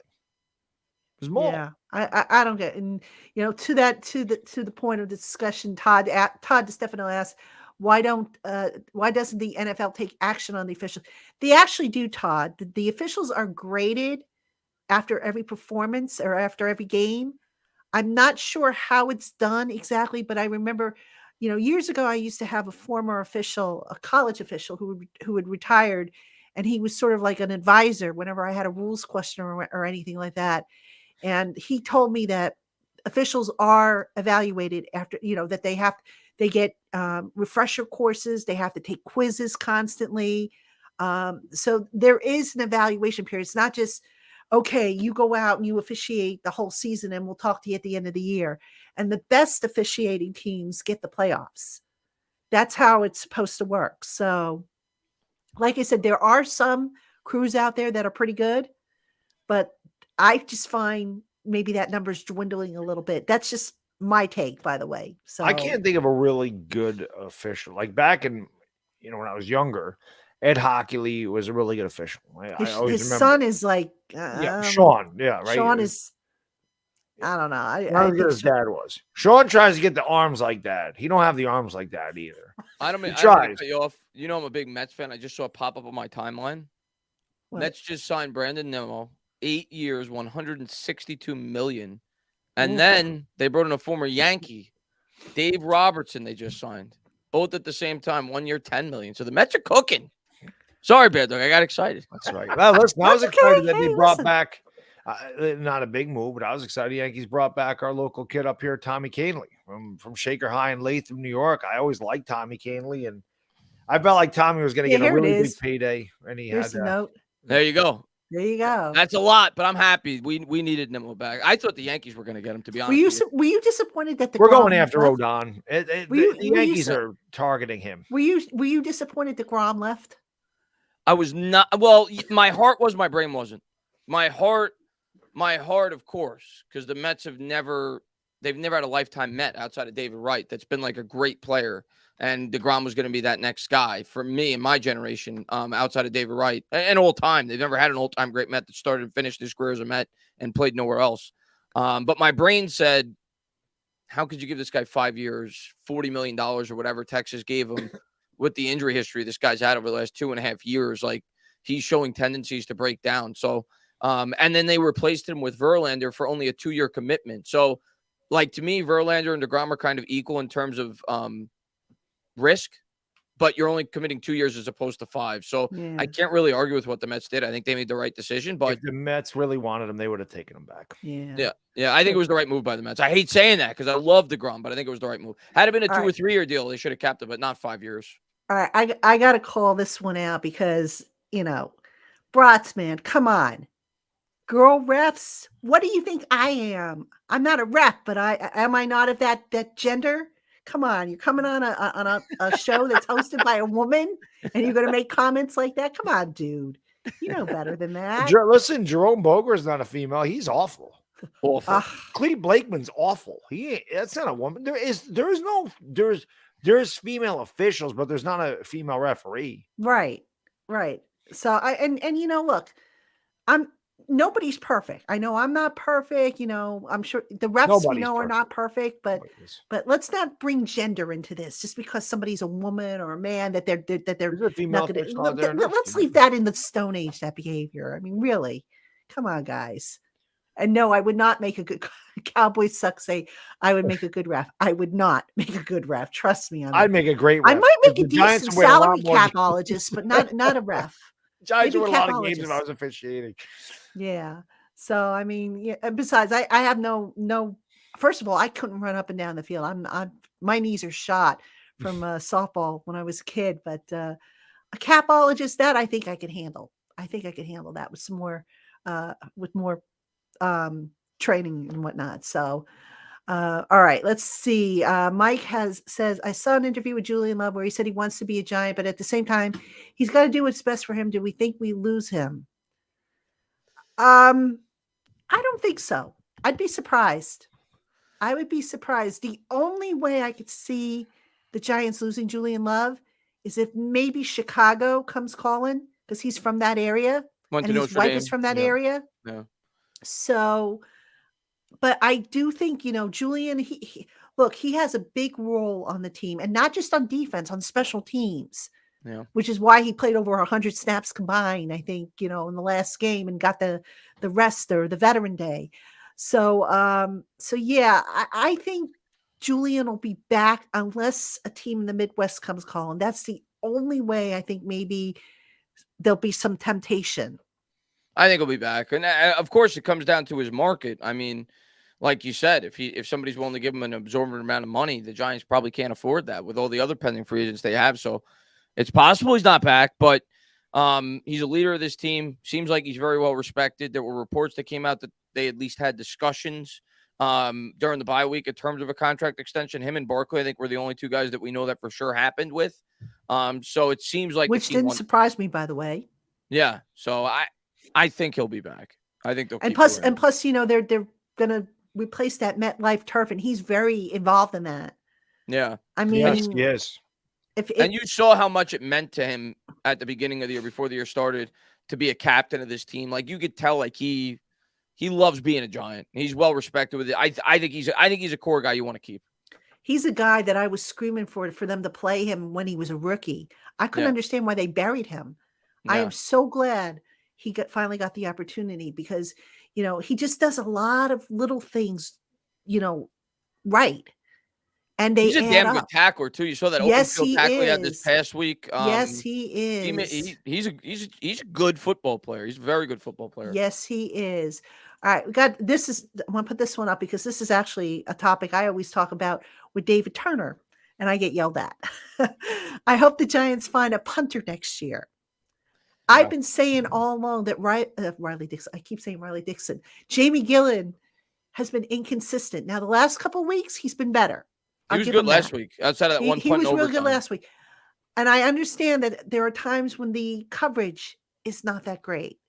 Yeah. Okay. So, but the next time Jamie Gillen puts a touch on a punt will probably be the first. Yeah, he's Now, got to here's get better the at thing. pitting teams inside the 10. Now here's where I'm going to give him the benefit of the doubt. How much of that is what he's being asked to do and maybe just can't do versus, just being all over the place. There are different types of punts, and not everybody can execute the same punt. Riley Dixon, I know we all screamed about Riley Dixon. First year he was good. Riley Dixon, I found out they were asking him to do certain punts that he just couldn't do. They were not a strength of his. Yeah. So now I'm wondering, are they doing the same thing with Jamie Gillen? Or is Jamie Gillen just wildly inconsistent? I don't know. Not as bad as Matt Dodge, so at least we got that. I just looked this up. You had to bring that up, dog, I right? had to. I got good news and bad news. What do you want to hear first? As far as the punting goes. Give me the bad news. Bad news first. Okay. Jamie Gillen this year ranks 24th in the NFL in terms of pinning people inside the 20 at 31.5%. You want to hear the good news? Yeah. Riley Dixon ranks 31st at 24.5%. I didn't even know Riley Dixon was still in the league. He's with the Rams, yeah. He's with the Rams. I'm watching the game. I didn't even know he was there. So Dixon still stinks, but Jamie Gillen's not much better. Right. So we improved. Directional punting, pinning inside the 20. We improved then. Yes, indeed. All right, I'm looking to see. Oh, here's a blast from the past. Dog, you might remember this. Mike Coran. Oh, of course. Got him from Denver. Dan Reeves. I remember that. Yeah, Dan Reeves brought all his guys from Denver. He brought in wide receiver Mark Jackson. He brought in Mike Coran. Yeah, I remember. I remember Mike Coran. Yep.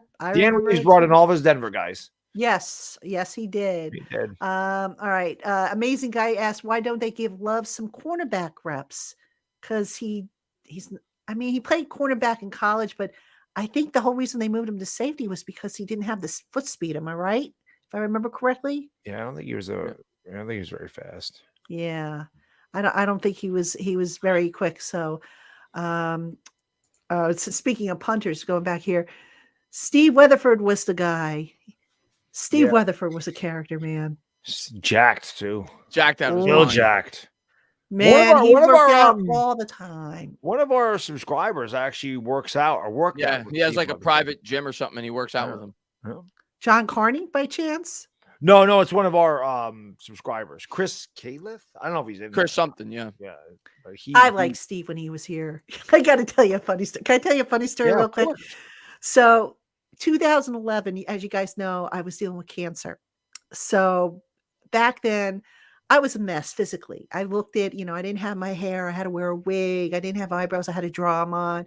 So my self-esteem kind of took a little bit of a hit.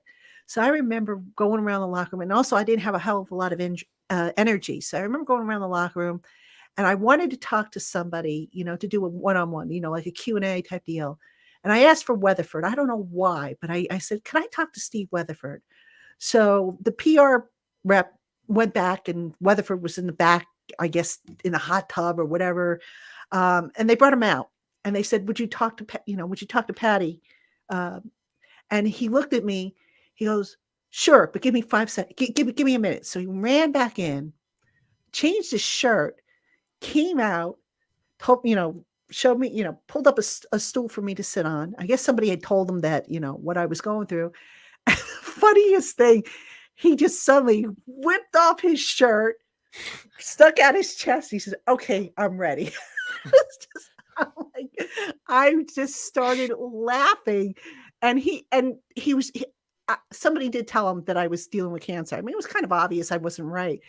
And he just made me laugh. And from that day forward, he always became a friend. We became good friends. And here's something that was really cool. He gave me a game ball I remember you telling me this. Yeah. Yeah, it was Breast Cancer Awareness Month, I think it was, and I forget what year it was.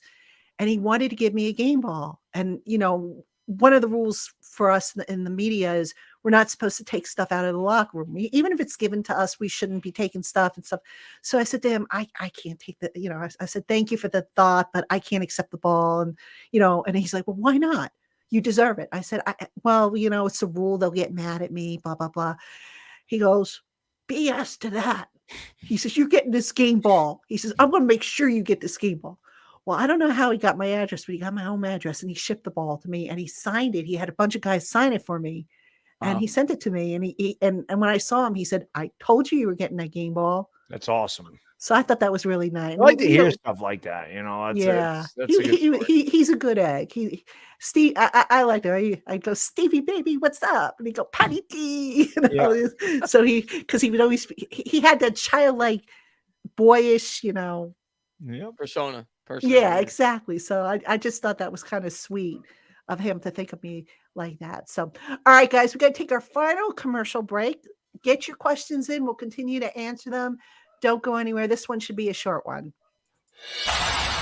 Today's episode is brought to you in part by Prize Picks. Playing daily fantasy based on player projections has never been easier when you visit prizepicks.com.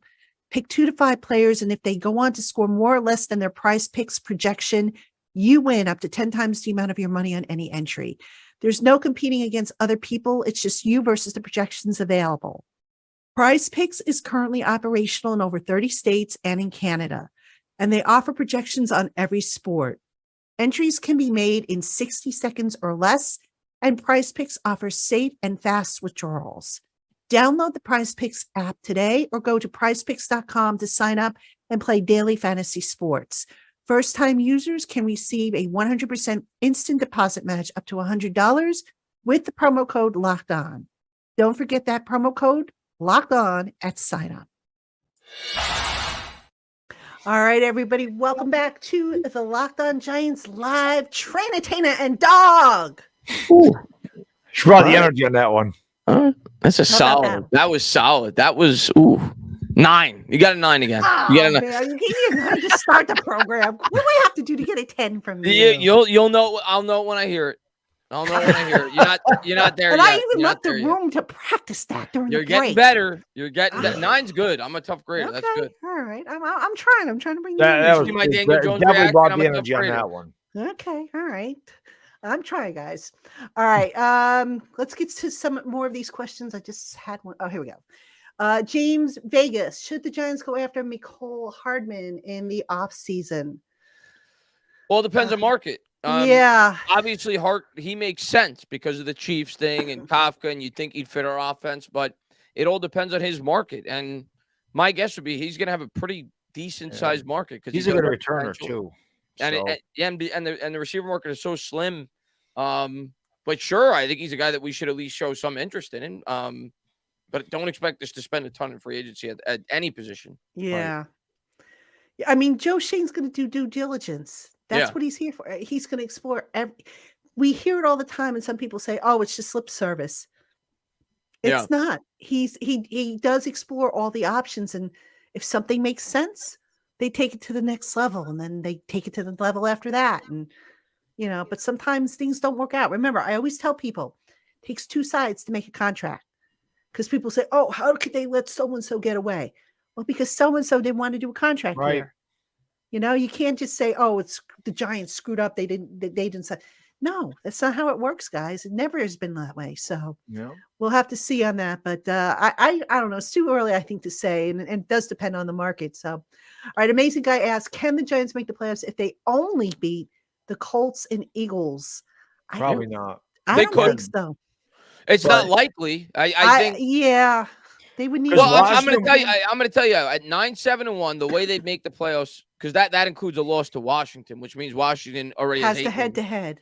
They have 8 wins, and if they get to 9, they're ahead of us. So you have to assume at that point they're going to win at least 1 out of the last 3. So that takes away 1, and then in order for us to make the playoffs, if we lose to Washington in that scenario, Detroit we're probably still getting in over because they'd have to go 5-0. But then you got to worry about the loser of the West, the Seahawks or the Niners, and the Seahawks would have to go 2-3 over their last 5 games. If we They finish have an 9-7-1. easy schedule too, And they have it. Yeah. So like they have probably San not. Fran once. Other than that, it's pretty. We got to beat Washington. All roads good. That's what. Like even if we beat the Eagles, it almost doesn't take any pressure off the Washington game. Right. Because you still have to win the Washington game. Right. That's what I mean. That's why I'm like, it's weird to go into a game against the Eagles and just, I mean, I care. I want to be, I freaking hate them. I'd like to smack them I'd like to smack them back into reality and humble them a little bit. They're a little arrogant right now. I would love nothing more than to, shove that cheesesteak down their throat. But you're lucky I didn't invite E-Rock on this show today. You know E-Rock? I know of him, but you should have invited him. He knows who I am. E-Rock and I had some trash talking about. Oh yeah, I remember years ago, Patty. Years ago. Oh, maybe 2014. It might have been minutes earlier. So he made a video. The Eagles are bad. They were getting blown out. He leaves like in the fourth quarter. He's leaving the stadium. He's making a video. It's the first time I've ever left this game disappointed, embarrassed being an Eagles fan. I said, and I commented, I go, you must not go to many games. Yeah, E-Rock and I had a he knows who I am. E-Rock knows who I am. Ouch. Yeah, we go way back. Me and E-Rock. See, yeah. I thought his history was more or less with a license plate guy because they've had some really. Yeah, E-Rock's not really on YouTube anymore, but I mean, I've been on YouTube long before license plate guy was around. I mean, I'm going back to like 07, 08, when YouTube was in its infancy pretty much. Right. But yeah, I remember E-Rock, but it is funny because it's like, if we lose, I don't want to say I'm okay with it, but it's not going to kill me like it normally was because I know everything the Washington game against Washington. And that's something, by the way, the Giants got to guard against is looking past. I mean, they shouldn't be looking past anybody, mind you. Right. But yeah, I mean, I think a lot of people can figure out that Washington game's maybe just a tad more important because look, you're not going to catch the Eagles. Right. But at the same time, you got Seattle breathing down your neck too. I'm going to tell you how important this Washington game is. The Giants have a much better chance to make the playoffs if they go 8-8-1, and it includes the Washington win, than if they go 9-7-1 and they lose to Washington. Right. What do you got? They have a much better chance. What is that? 538? 538, that stat? The site. What? Where are you getting that stat from? No, I mean, just do the math logically. if we beat Washington and we don't win another game, we would have a two-game advantage on Washington. So then I ask you, what's more probable?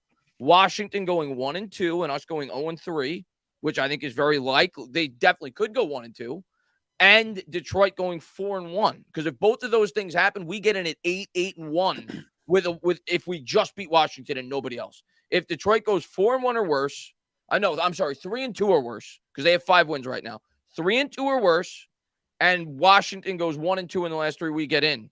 If we go 9-7-1, but it doesn't include a Washington win, Washington just has to win 1 out of their last 3, and Seattle has to do what I said earlier. So we actually have a better chance to make the playoffs at 8-8-1 if it includes a Washington win than 9-7-1 and losing to Washington. We're going against Washington. That's really what got to beat Washington. Like that's what Washington comes down to. That's going to be. If we beat the Eagles, our playoff odds don't even go up by that much. That's how important that Washington game is. Wow, who'd have thunk it, right? That's what's insane. If we beat the Eagles and then beat Washington, then we're pretty much a lock. So that's really probably why Philly week has just felt kind of like it is. It's the first time in years that I can go into an Eagles game. I'm like I said, it's not like I don't care. I do, but it's like if we lose, you're not going to be broken up. I'm not going to be mad. Like I'm normally mad when we lose them. I'm not going to be. I'm like whatever. We got to be Washington. Even if we beat them, I'll be happy. But like we got to be Washington. It's the same thing. Win or lose, I'll be like we got to be Washington. Doesn't matter what we do in this game. Yeah. Yeah.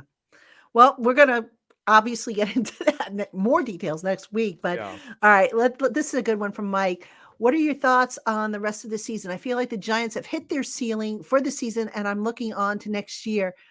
I don't feel that way. I don't think the Giants have hit their ceiling, and I'm not looking to next year yet. They are playing meaningful football, and it's December 8th?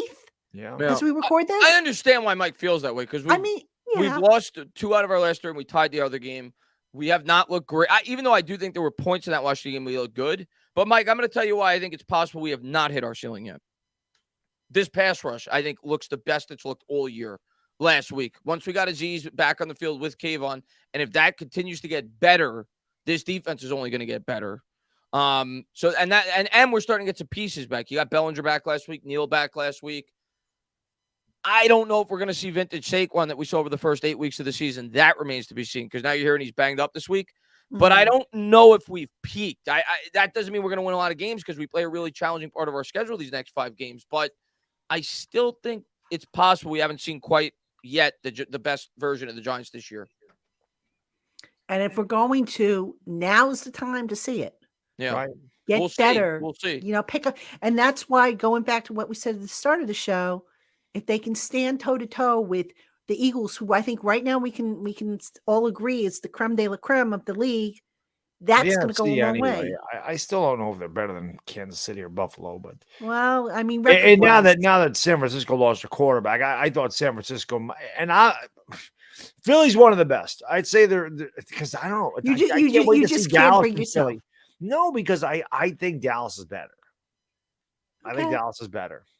I do. If you go off of record, I guess. Yeah, I just remember Philadelphia beat them in Philly with Dallas's backup quarterback. Dallas's pass rush, I think, could be a big difference because I feel like they can get to Jalen Hurts. It's going to be a great game. Obviously, the Vikings and Giants play at 1 on Christmas Eve. I'm going to do that game, and then I'm going to go to my family's house. I'm like, I like games at 4:25. I'm like, I got to tape it because I have to watch it. I have to watch, even if I know the score. I just have to watch it. I like watching those two teams beat the snot out of each other. I love that. I hate them both with a passion. I love watching them beat each other down. Oh, they play on Christmas Eve? 4:25, yeah. Yeah, there's a bunch of games on Christmas Eve. Yeah. Matter of fact, most of the league is playing Christmas Eve. Yes. I think there's only 3 games on Christmas 1 Day. o'clock. Oh, it's good. We'll get that out of the way. Yeah, that's why I'll be able to do that one. If it was 4, I wouldn't be able to do it. The Giants are at 1 o'clock too, right? Yes. Yeah, the Giants are 1. Philly, Dallas is 4:25. Good. So I can. That's going to be such a big game too. The Philly-Dallas game. Oh, my God. It is. Yeah. Oh, my gosh. That's going to be must-see TV, I think. Yeah. So, all right. Scott Young says, why didn't the Giants sign Pimpleton to the roster? Wasn't he a good returner? Yes, he's got a reputation of being a good returner, but I think, maybe they felt he wasn't ready for the other stuff that he would probably have to do. Like, they would probably want to get some receptions out of there. So Pimpleton's probably just a guy that, they'll bring him to camp next year, let him compete. But you can kind of tell who's ready and who's not by who's getting the call ups and who isn't and when they're coming. So, that's what I think, it boiled down to. And with Richie James, I suspect they basically told him, just catch the ball. Don't worry about anything else. Just catch it and secure it. Yeah. And we'll worry about the other stuff later. So just my guess on that one. All right, let's see. Yes, Papa Guzzo says Washington is like a playoff game. We can all agree on that. That's fun. That takes me back to the 80s when I was a kid. Absolutely. Washington and the Giants are the 2 best teams in this division. Yeah. And it's fun to have Washington and New York playing meaningful games against one another in December. I don't remember the last time that happened. Yeah. 2012, maybe. I don't remember. It's been a long time. Mm-hmm. Jersey Life 86, thank you for the reminder. Appreciate it. Please do hit the like button. Subscribe. Trying to get to 5,000 subscribers on this channel. Please. I'm so close. Want to do a giveaway for y'all. So if I hit 5,000, I can do it. You'll get there. What are you at right now? I think I'm at 4,900 or something like that. Oh, you'll get there. No problem. I got to get there. Yeah. I can't let the other teams beat me. Come on. The Eagles, I think, are beating me. I think the Saints are beating me. Although the Saints, my channel coordinator runs the Saints, and I like him, so I can live with that. But the Broncos are for sure beating me. Come on, guys. Help Pick a up gal the out pace. here. Let's go. Help a gal out here. That would be cool. All right, let's see. Here we go. Here's one from Donnie. Do you think special teams is the key to beating Philly this week? One of. You can't discount it, but the run, I think it's the run game is going to, who can run the ball and who can stop the run.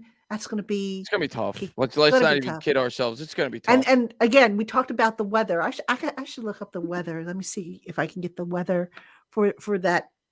But they said it's going to be yicky out, which I'm not too happy about because I don't like. I'm Maybe not a that's big fan of that weather. probably benefits the Giants though, because Yeah. the It Eagles benefit are. both teams though. Eagles Wouldn't like you to say? throw the ball a lot. We Yeah, like to but run it. the Eagles Oh have yeah, true. they have guys that could change the game in All any right, so minute. Sunday, this and this is subject to change, obviously. 45-degree high, chance of precipitation 81%, and low winds about northeast 8 miles per hour. So there's an 81% chance of some sort of precipitation. I think that benefits the Giants if it's bad Yeah. weather. Yeah. Yeah. I We mean, played We like to dirty. run We the want ball. it to be It'll dirty. be ground and pound for us. The miserable weather helps us because the Eagles do have a great passing attack. Yeah. So yeah, rain, wind, we'll take it all. yeah. We'll take it all. All right, JC NYC, do you think they're resting some players versus the Eagles to be ready for Washington? No. If they're going to rest anybody, they're going to give them a rest during the week for practice, like they did yesterday. Dexter got a rest, Glowinski got a rest, Julian Love got a rest. You're not sitting guys down. No, they're not going to do that. No, definitely not. But I understand where he's coming from because the Washington game means so much more. But they're not. No, I get it too. I totally. But the Giants are not in a position right now, I think, where they can throw games away. So Right. I just don't see it. And Dog, I don't know. You weren't feeling well. Jersey Les says you're a trooper for coming on, even though you're No, not I feeling feel better than last night. I didn't. I don't know what. Something hit me. I was doing a Laker game. I didn't feel good last night. I didn't have any energy, and then I just turned the game off. The game is bad anyway, and I'm like, guys, I'm just done.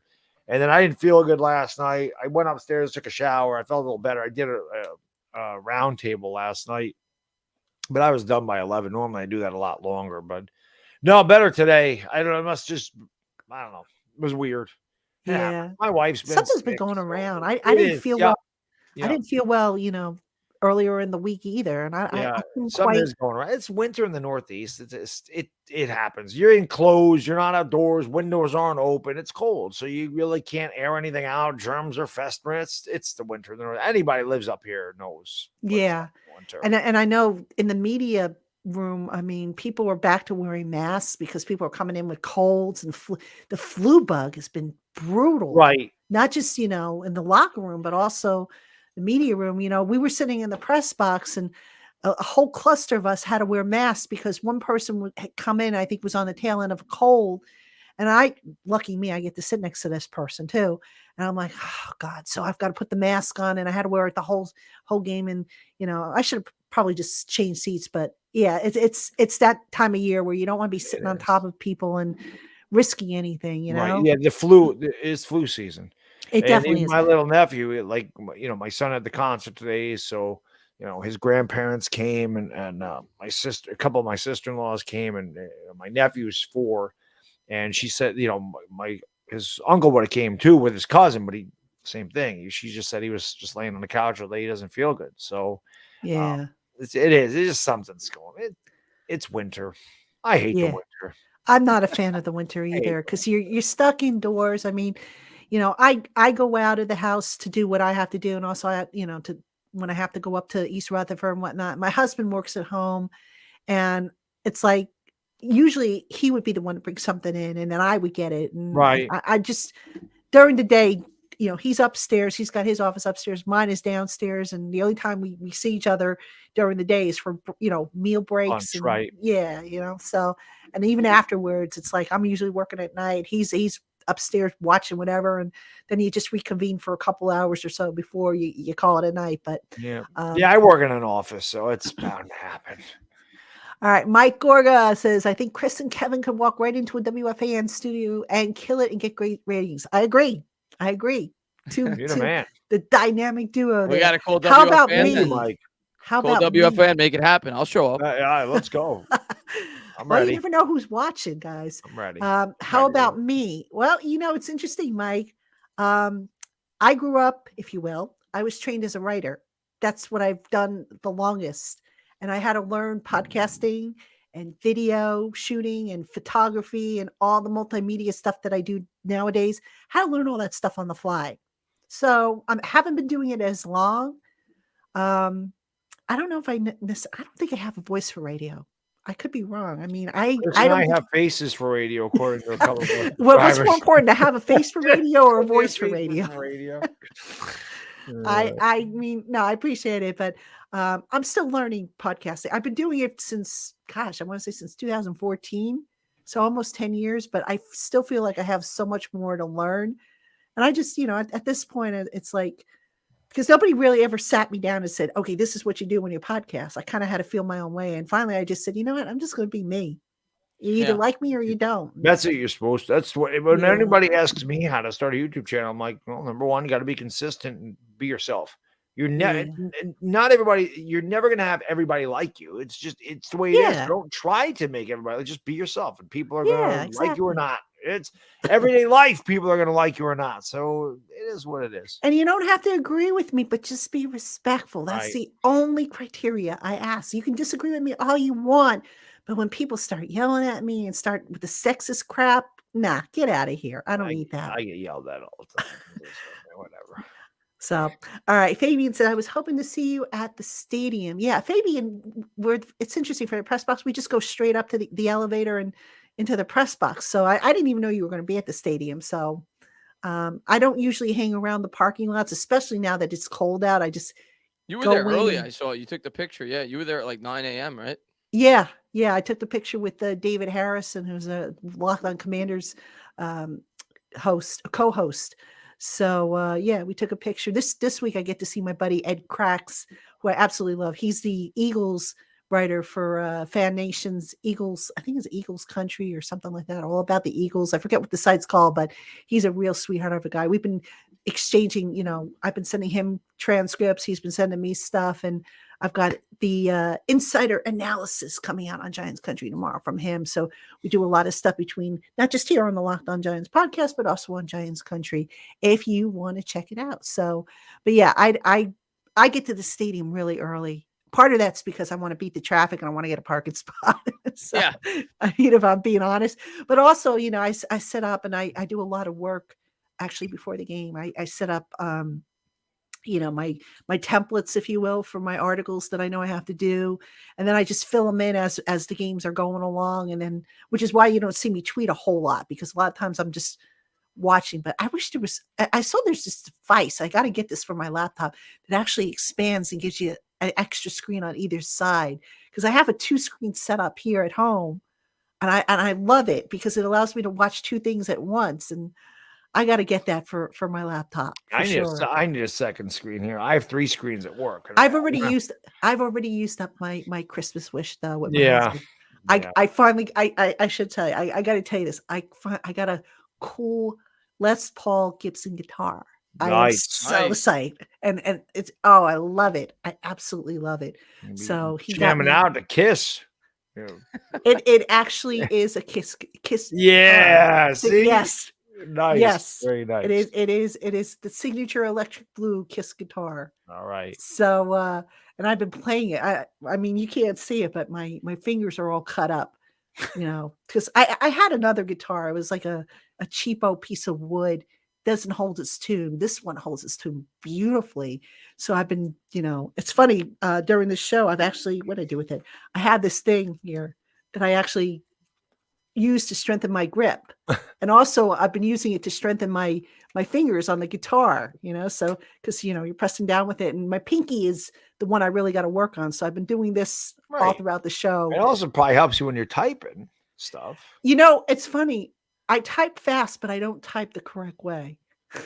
I don't either. You don't type the correct way. With all your fingers? You have to put your fingers. You guys don't do that? You don't. No, you have to put your fingers. You have to put your fingers on like it's ASDF. Oh, I know. Yeah, I don't do that. I can feel like I know where the keys are. That's what I use. You use these two? And I use all 4. It's insane. Actually, I use my 4 and then this thumb, but yeah, I don't put my fingers correctly on the keyboard. It's funny because when I used to take typing tests, I always used to get demerits for that. And I'm like, what's the difference? I'm accurate and I'm fast. Who cares if my fingers are correct? Yeah. So I type, close to 100 words a minute.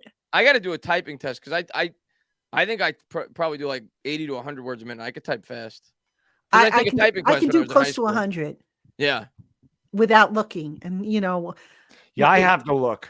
I have to look at it. yeah, I can't look at the keyboard. I got to look at the screen and see I what's have to look at I don't know where the letters are. You Teach his would think I own. would know by now. Sometimes I even cheat. Sometimes I'll just try dictating, because that's the new thing, doing voice dictation, but I find it doesn't recognize what I'm saying. But Right. anyway, Most of my things are on the number pad anyway. It's not a lot of. I have to write some letters and do some grant stuff and Yeah. But other than that, it's a lot of. I work on budgets and Yeah. school budgets and all this stuff for the state. So yeah, I'm using the number pad more than anything else. I don't have the number pad. I wish I did when I do my stats. But anyway, Yeah. Alfred a Corriere. I bought 4 tickets to take my 8-year-old son to the Washington game and I hate that the game has been flexed. Welcome to my world, Alfred. I hate it too. Yeah. I hope we win because I will hate for him to see us lose. Should we still go and support the team? Sure, why not? Yeah. Absolutely. I mean, even if your son, even if you make it through to halftime, it's a great way to bond. I mean, granted, I'm not a big fan of FedEx Field. It's funny. I was just talking to somebody about that earlier today. I don't like FedEx Field. It's one of my least favorite places to visit. But look, it's an opportunity to go and bond with your son and enjoy something the two of you would like. So yeah, absolutely. I've only been there. I went there once to see actually Paul McCartney at FedEx Field. I've never seen. You've never been to a game down there? Never been to a game. Wow. I've never been to FedEx. The only road game I've ever been to in my life was RFK, though. Second game back in 1986, and it was I was 10. We just drove down. We sat way up in the nosebleed seats, but it was an experience, man. Lawrence Taylor had 3 sacks. Jay Schrader threw 6 picks. We pretty much clinched the division. That was awesome. But to this day, I've never been to an opposing stadium except for RFK. I get invited to go to Orchard Park. I'm like, I don't want, because the Giants aren't playing the Bills. I don't want to drive all the way. I think we play them next year, if I'm not mistaken. Do we play the AFC East next year? I feel like we do. Maybe. I don't want to. Are you sure it's not the AFC West? Maybe it is. No, because we just played Herbert, didn't we, last year? And we played Mahomes last year. So yeah, we played the West last year. Oh, I swear to God, Washington D.C. is probably as far away from me as Buffalo is. Buffalo's a long ways. Like when I say upstate, people are like, "Oh, Syracuse, Rochester." I'm like, no. Syracuse is farther from me than New York City is, in Boston. Like I'm like right on the Vermont-Massachusetts border. That's where I am. Wow. Yeah, amazing Capital region is right. Yeah, I'm right next to those. It's like 20 minutes to Vermont. And it's like 30 minutes to Massachusetts. I've been to just about every NFL stadium. I think the ones I haven't been to are Buffalo, Kansas City, the new one out in LA, obviously Las Vegas. I haven't been there. I think those are the only ones. I do want to go to Dallas. I think because I've mentioned that. You said that stadium is amazing. Holy smokes. That is a palace. Probably something I should do before I go to the big football stadium. I'll never forget the first time I was there, the first year it opened, and just to go into the ladies' room, they had gold-lined paper towels in the ladies' room to dry your hands. Nice. Gold-lined. Gotta give Jerry this. He ain't a cheapskate. You can give him that much. No, he is not. I'll tell you what, they also have amazing spreads. Yeah. Pre-game you mentioned that last week. That's why I was like, I gotta get. They probably give them. I'm not usually one of those guys, but their pregame spread is pretty good. I will say that. Tampa's is also pretty good too. They have a good one. They used to do the carving stations. I mean, we might play them next year too. Because do we play the South next year? No, because we played. Maybe it is the East. Well, I know we play the AFC East, but I'm trying to figure out the NFC now. It might be the NFC West. It's either the West or the South. Let's see. We can look it up. Yeah, we can look it up. Just all you got to do is look at the 2021 schedule and look at the division we played. Future schedules. Let's see. Probably is the West. I don't remember the last time I played the Cardinals. See. I think that was Dan Jones' rookie season where we played the Cardinals. We're on AFC NFC East Giants. Let's see who the Giants play. 2020 we played. 2023. It looks like they're saying for away games: Arizona, Dallas, Miami, Philly, Frisco. NFC South to be determined, AFC West to be determined, Buffalo, Washington. The home games would be Dallas, Philly, Rams, Seattle, Patriots, Jets, So we have NFC the North to AFC be East. determined, and Commanders. Yeah, That's so a the tough- AFC East and the NFC Oh, good. The West. Jet game's going to be a home game. Okay, cool. I mean, the Niners are good. The Rams are going to probably stink next year. It's going to AFC be East different is teams, tough. though. AFC East is Everybody's, tough. the Giants are going to be hopefully a lot better than they are.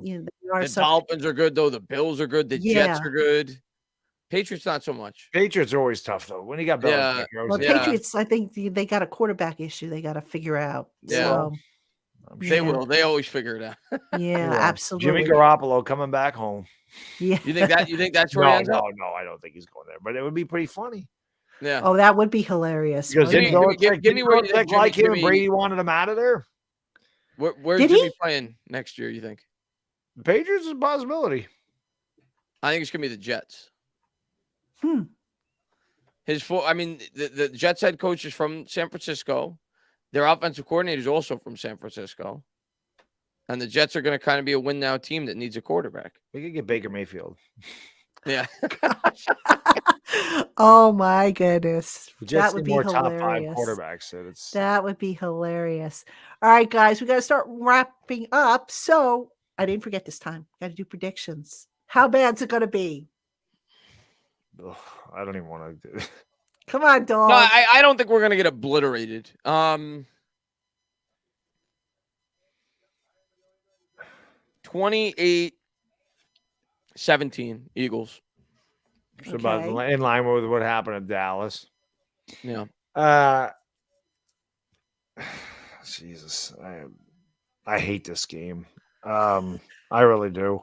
Dog, you're struggling to get this. It's because I don't want to give Philly away. I hate Philadelphia. You are struggling, man. I can see it. I hate it. I hate that they're good. It just makes me so mad that they're good. I hate it. Philadelphia is going to win. I would love to say I feel like we have a chance, but I just can't see it happening. I think we lose this game 31-13, Philadelphia. So yeah, you think it's convincing? Yep. I think they win convincingly. I do. Yeah. Oh, well, obviously, I wouldn't be surprised. Because if we get behind early, we can't. What are we going to do? You can't just keep running the ball. And Philadelphia could easily go up 21-0 like that, and then we're done. And that's kind of what I think is going to happen, because I just don't. Unless the weather plays a part, or wink big or something else. Like I said, if Jalen Hurts can get kept in the pocket, not extend plays, we'll be okay. But no team's really been able to do that to them this year, so I don't know why we would. Well, the Eagles have been averaging 28.2 points a game. So I'm gonna go with 28. See, I kind of like that 28-17 score, because the Giants have averaged about 20 points a game. I'll go 28-20. I think it'll be a little closer. I don't think it's going to be a blowout. I hope it is not a blowout, because that would kind of stink. That's the score we lost to Dallas by, right? Or was it was at least that discrepancy, because we got that garbage time touchdown at the end? Which was my prediction in that game too. Yeah. Man, you should go to Atlantic City, dog. I'm pretty good at predicting. The Lions game, I was way off. But the rest of them, I've been pretty close. I hope I'm way off on this one. I'm more in line with Bad Dog. I could see it being like a 28-10 and the Giants getting a late touchdown to make it 28-17. But I think this is going to be a game where the Eagles have it well in hand throughout the majority of the game. Yeah. All right. Well, we all. And I hope I'm wrong. I hate saying it. It don't matter. But I do think the Washington game. I do think we're going to have a chance. I know a lot of people are going to write us off for that Washington game after this week, and the fact they have to buy and it's on the road. I think we're going to have a good chance to win that Washington game. Yeah, I agree. They're not better than us. They're the same as us. Oh, that next week's going to be like a playoff game. It is. I think I'm just saving all my energy up for that game, because to me, like, that could be what it is with me too. It's hard for me to get my juices up. Yeah, you guys are kind of mellow today. Because if we win this week, it's like, yeah, we got to beat Washington. Like, no matter what happens this week, still got to beat Washington, right? Because if you lose to Washington, you still need to win 2 more games at that point. Yeah. So it's like you got to two games at least. You got to preferably beat Washington. 3. Got to beat Washington. That's a must. If they don't, I think Lights it's out. over. It's done. It's done. Yeah. Absolutely.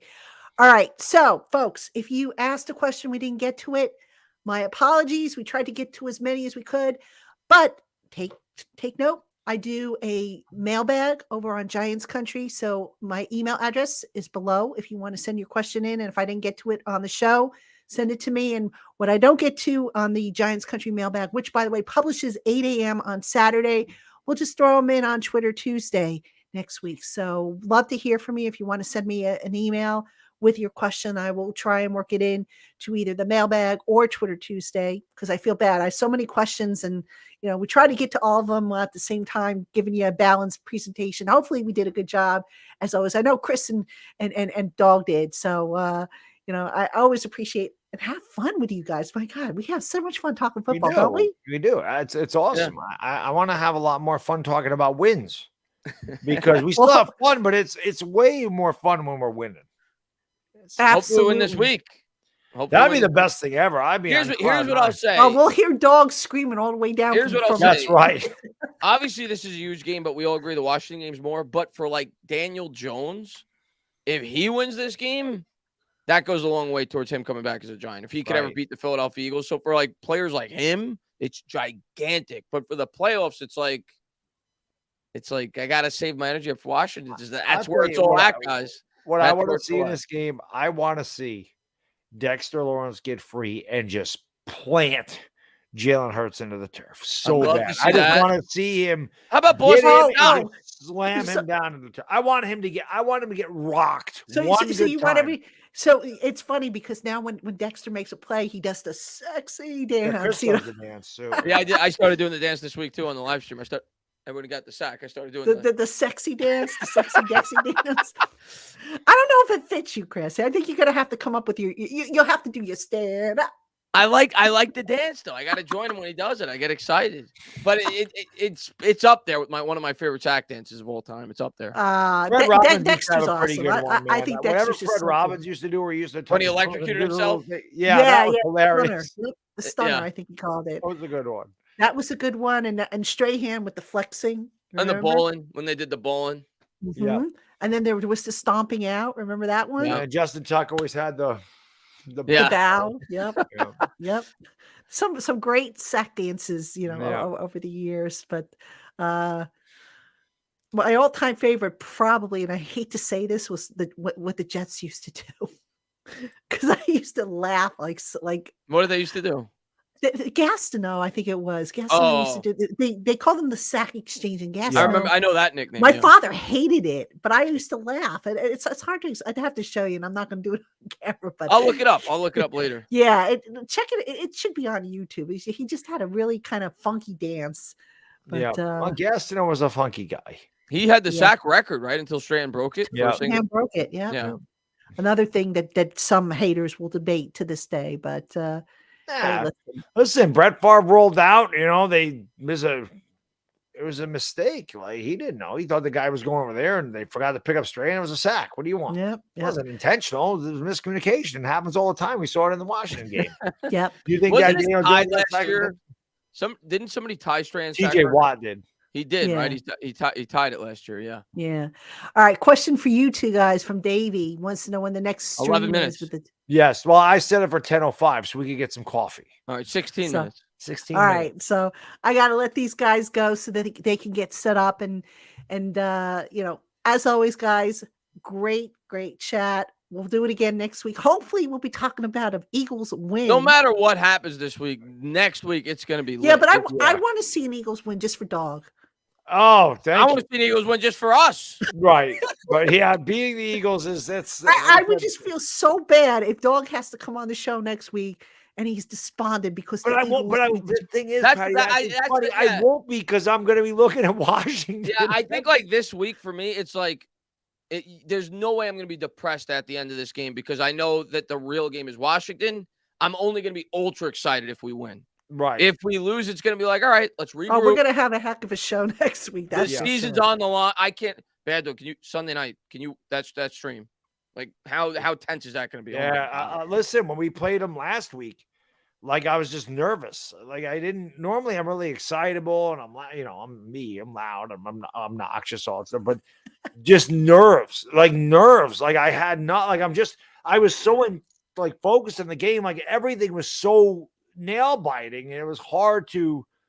Times that by 10. I might have to throw up before the game. Times that by 10 in 2 weeks. You're going to pull a Chris Steve, I might have dog? to throw it up before the game. I threw up before week 1, not intentionally. I ate something bad or some food poisoning, whatever it was, and I got sick the night before, and they won. I'm like, I'm not going to throw up before every game, but I was going to say, I might have to, right? I'm not throwing up. I hate it's disgusting. It is, yeah, that is not fun, definitely. So, but I'll do whatever it takes. We got to beat Washington.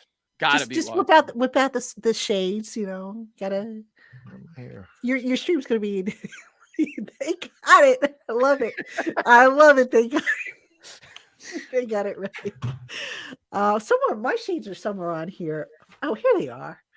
But I gotta swap glasses out. So, but I have mine still. I can see it. Can I fit them over? There you go. No, I can't see. We're the men in black now. No, men and women do. Right, that's right. Now I can't see a darn thing, so I got to take mine off. But no, I got to get. Too bad these don't come in prescription. I got to go see about that. But anyway, everybody, thank you so much for coming to LockedOn Giants Live. We had a blast. We will see you next week.